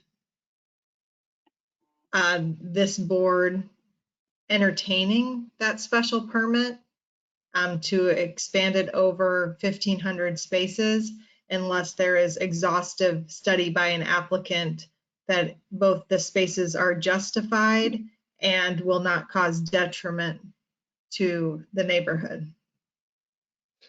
So I guess the other way to say that then is like, would allowing 1,000 parking spaces in this project, would that foreclose the potential for other future development in the neighborhood because those other projects wouldn't be able to have the requisite parking spots to make them marketable? One thing that hasn't been touched on, this is Melissa Woods again, that hasn't been touched upon is the mobility management requirements in this and other overlay districts. And the parking will essentially function in these buildings like it is public. It's not going to be exclusively for the tenants of these buildings and will almost operate as a separate tenant, if you will. So as a member of the public, you could come park here on an hourly or daily basis, and the parking's unbundled from the commercial tenants above. So Sam, I'm sorry, I forgot your question, but I'm hoping this is starting to explain it, but please tell me what it was again. No, I think you're getting at it. It was essentially like, do we run the risk of foreclosing other development opportunities because those other sites won't be able to have adequate parking to make them marketable? I mean, you never know, to be quite honest. And someone could always ask for that special permit if they thought it was necessary for their development.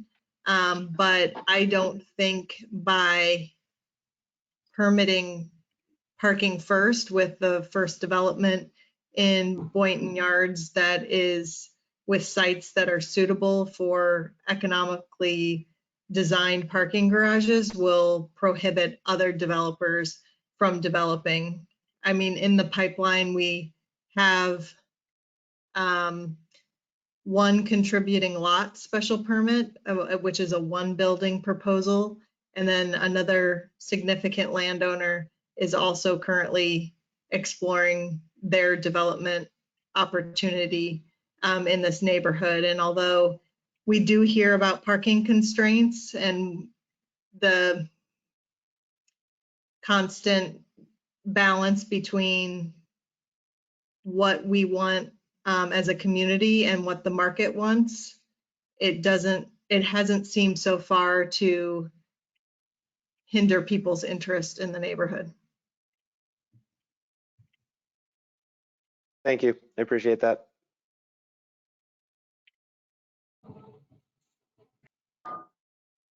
Anybody else have anything for this evening? Would like to continue with the next week? Anybody else for right now? Both of you? Apparently nobody has any dinner plans, do they? Sure. John. Thank you, Mr. Chair. My question is going to be directed towards the staff, and it's going to be very brief. So I recognize that there's significant street grid / natural impediments to the connectivity with Union Square. But I just wanted to check in with you, see if there's been any additional thought given towards enhancing that connectivity. I know it's been mentioned during the testimony. I was reviewing the documentation, and it also struck me as something that we should possibly explore. I know it's been explored in the past, but I just wanted to see if there were any updates or any new thoughts given to this matter. This is Melissa Woods again. Our thinking as staff is that the best place for a pedestrian and cyclist connection over the tracks is at Windsor Street, particularly because Windsor Street runs all the way to MIT, and it's almost the midway point between these two blocks. More pedestrian connections are possible, but the other most realistic connection between the two sites, between the north and south of the tracks, is at Civic Space 2. But as of right now, I think one connection is realistic for a neighborhood of this size and the distance between Prospect Street and Medford Street. So that is why there's not a condition proposed at this time about preclusion of a pedestrian bridge at Civic Space 2. In addition, these things take up a lot of space, and we've got to consider the balances between, the ramping for that connection and the civic space as it's proposed. Thank you so much, Melissa, and thank you, Mr. Chair. I guess my question is, Mr. Chair, in terms of what you think will be happening in terms of our schedule for this particular project.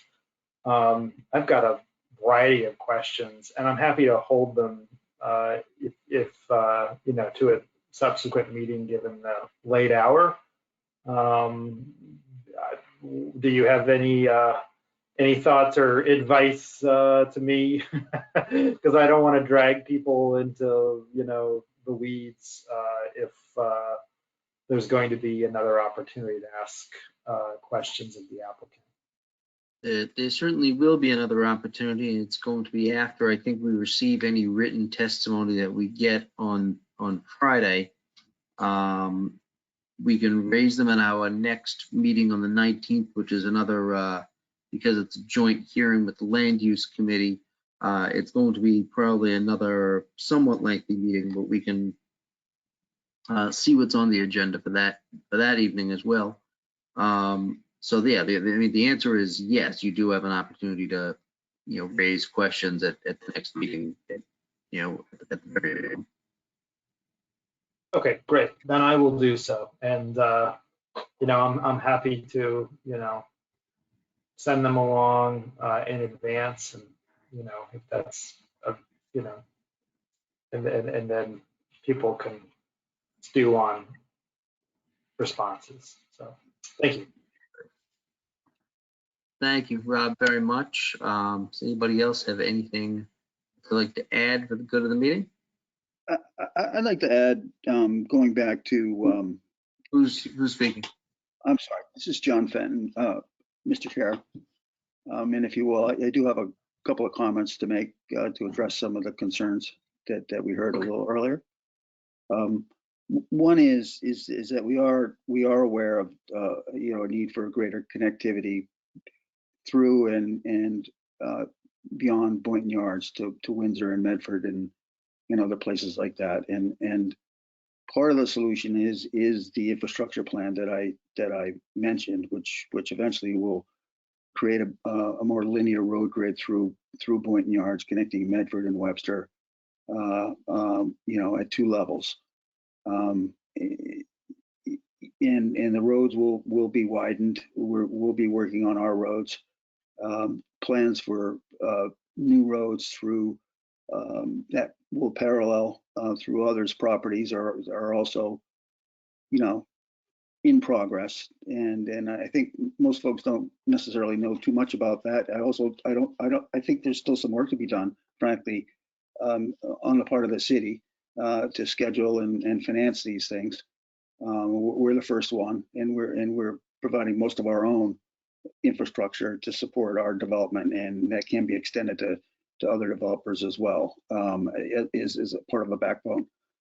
So there's work to be done there. I think we've done as much as we can do to solve these problems. There will be some offsite mitigation concerns or suggestions that haven't been completed yet.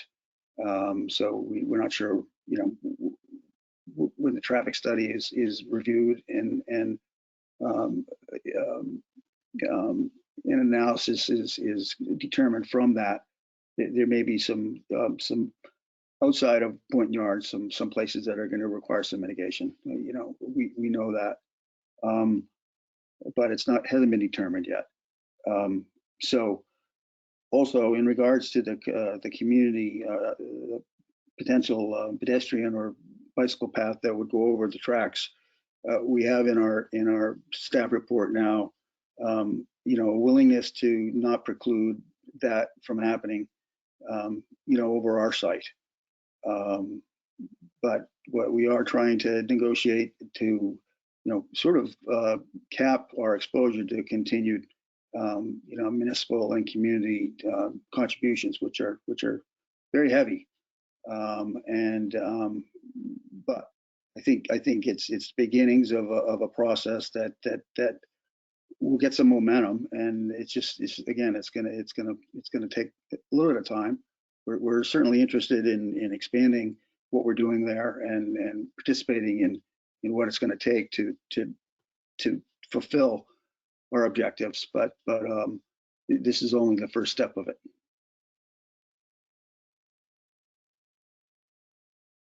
Thank you very much. Is there anybody else that wants to add anything before we adjourn this evening? Okay, seeing and hearing none, thank you all for the testimony and the comments tonight and the answers, the presentation. We're going to keep this agenda item up again on the 19th. So the chair moves to continue discussion of this application to the 19th, seconded by the clerk. Roll call vote, chair votes aye. Sam votes aye. Johan votes aye.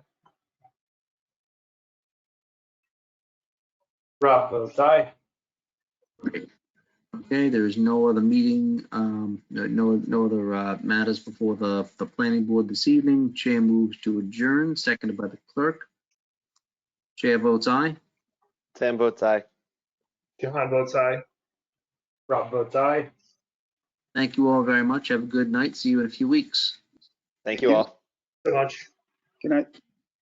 Good night. Good night.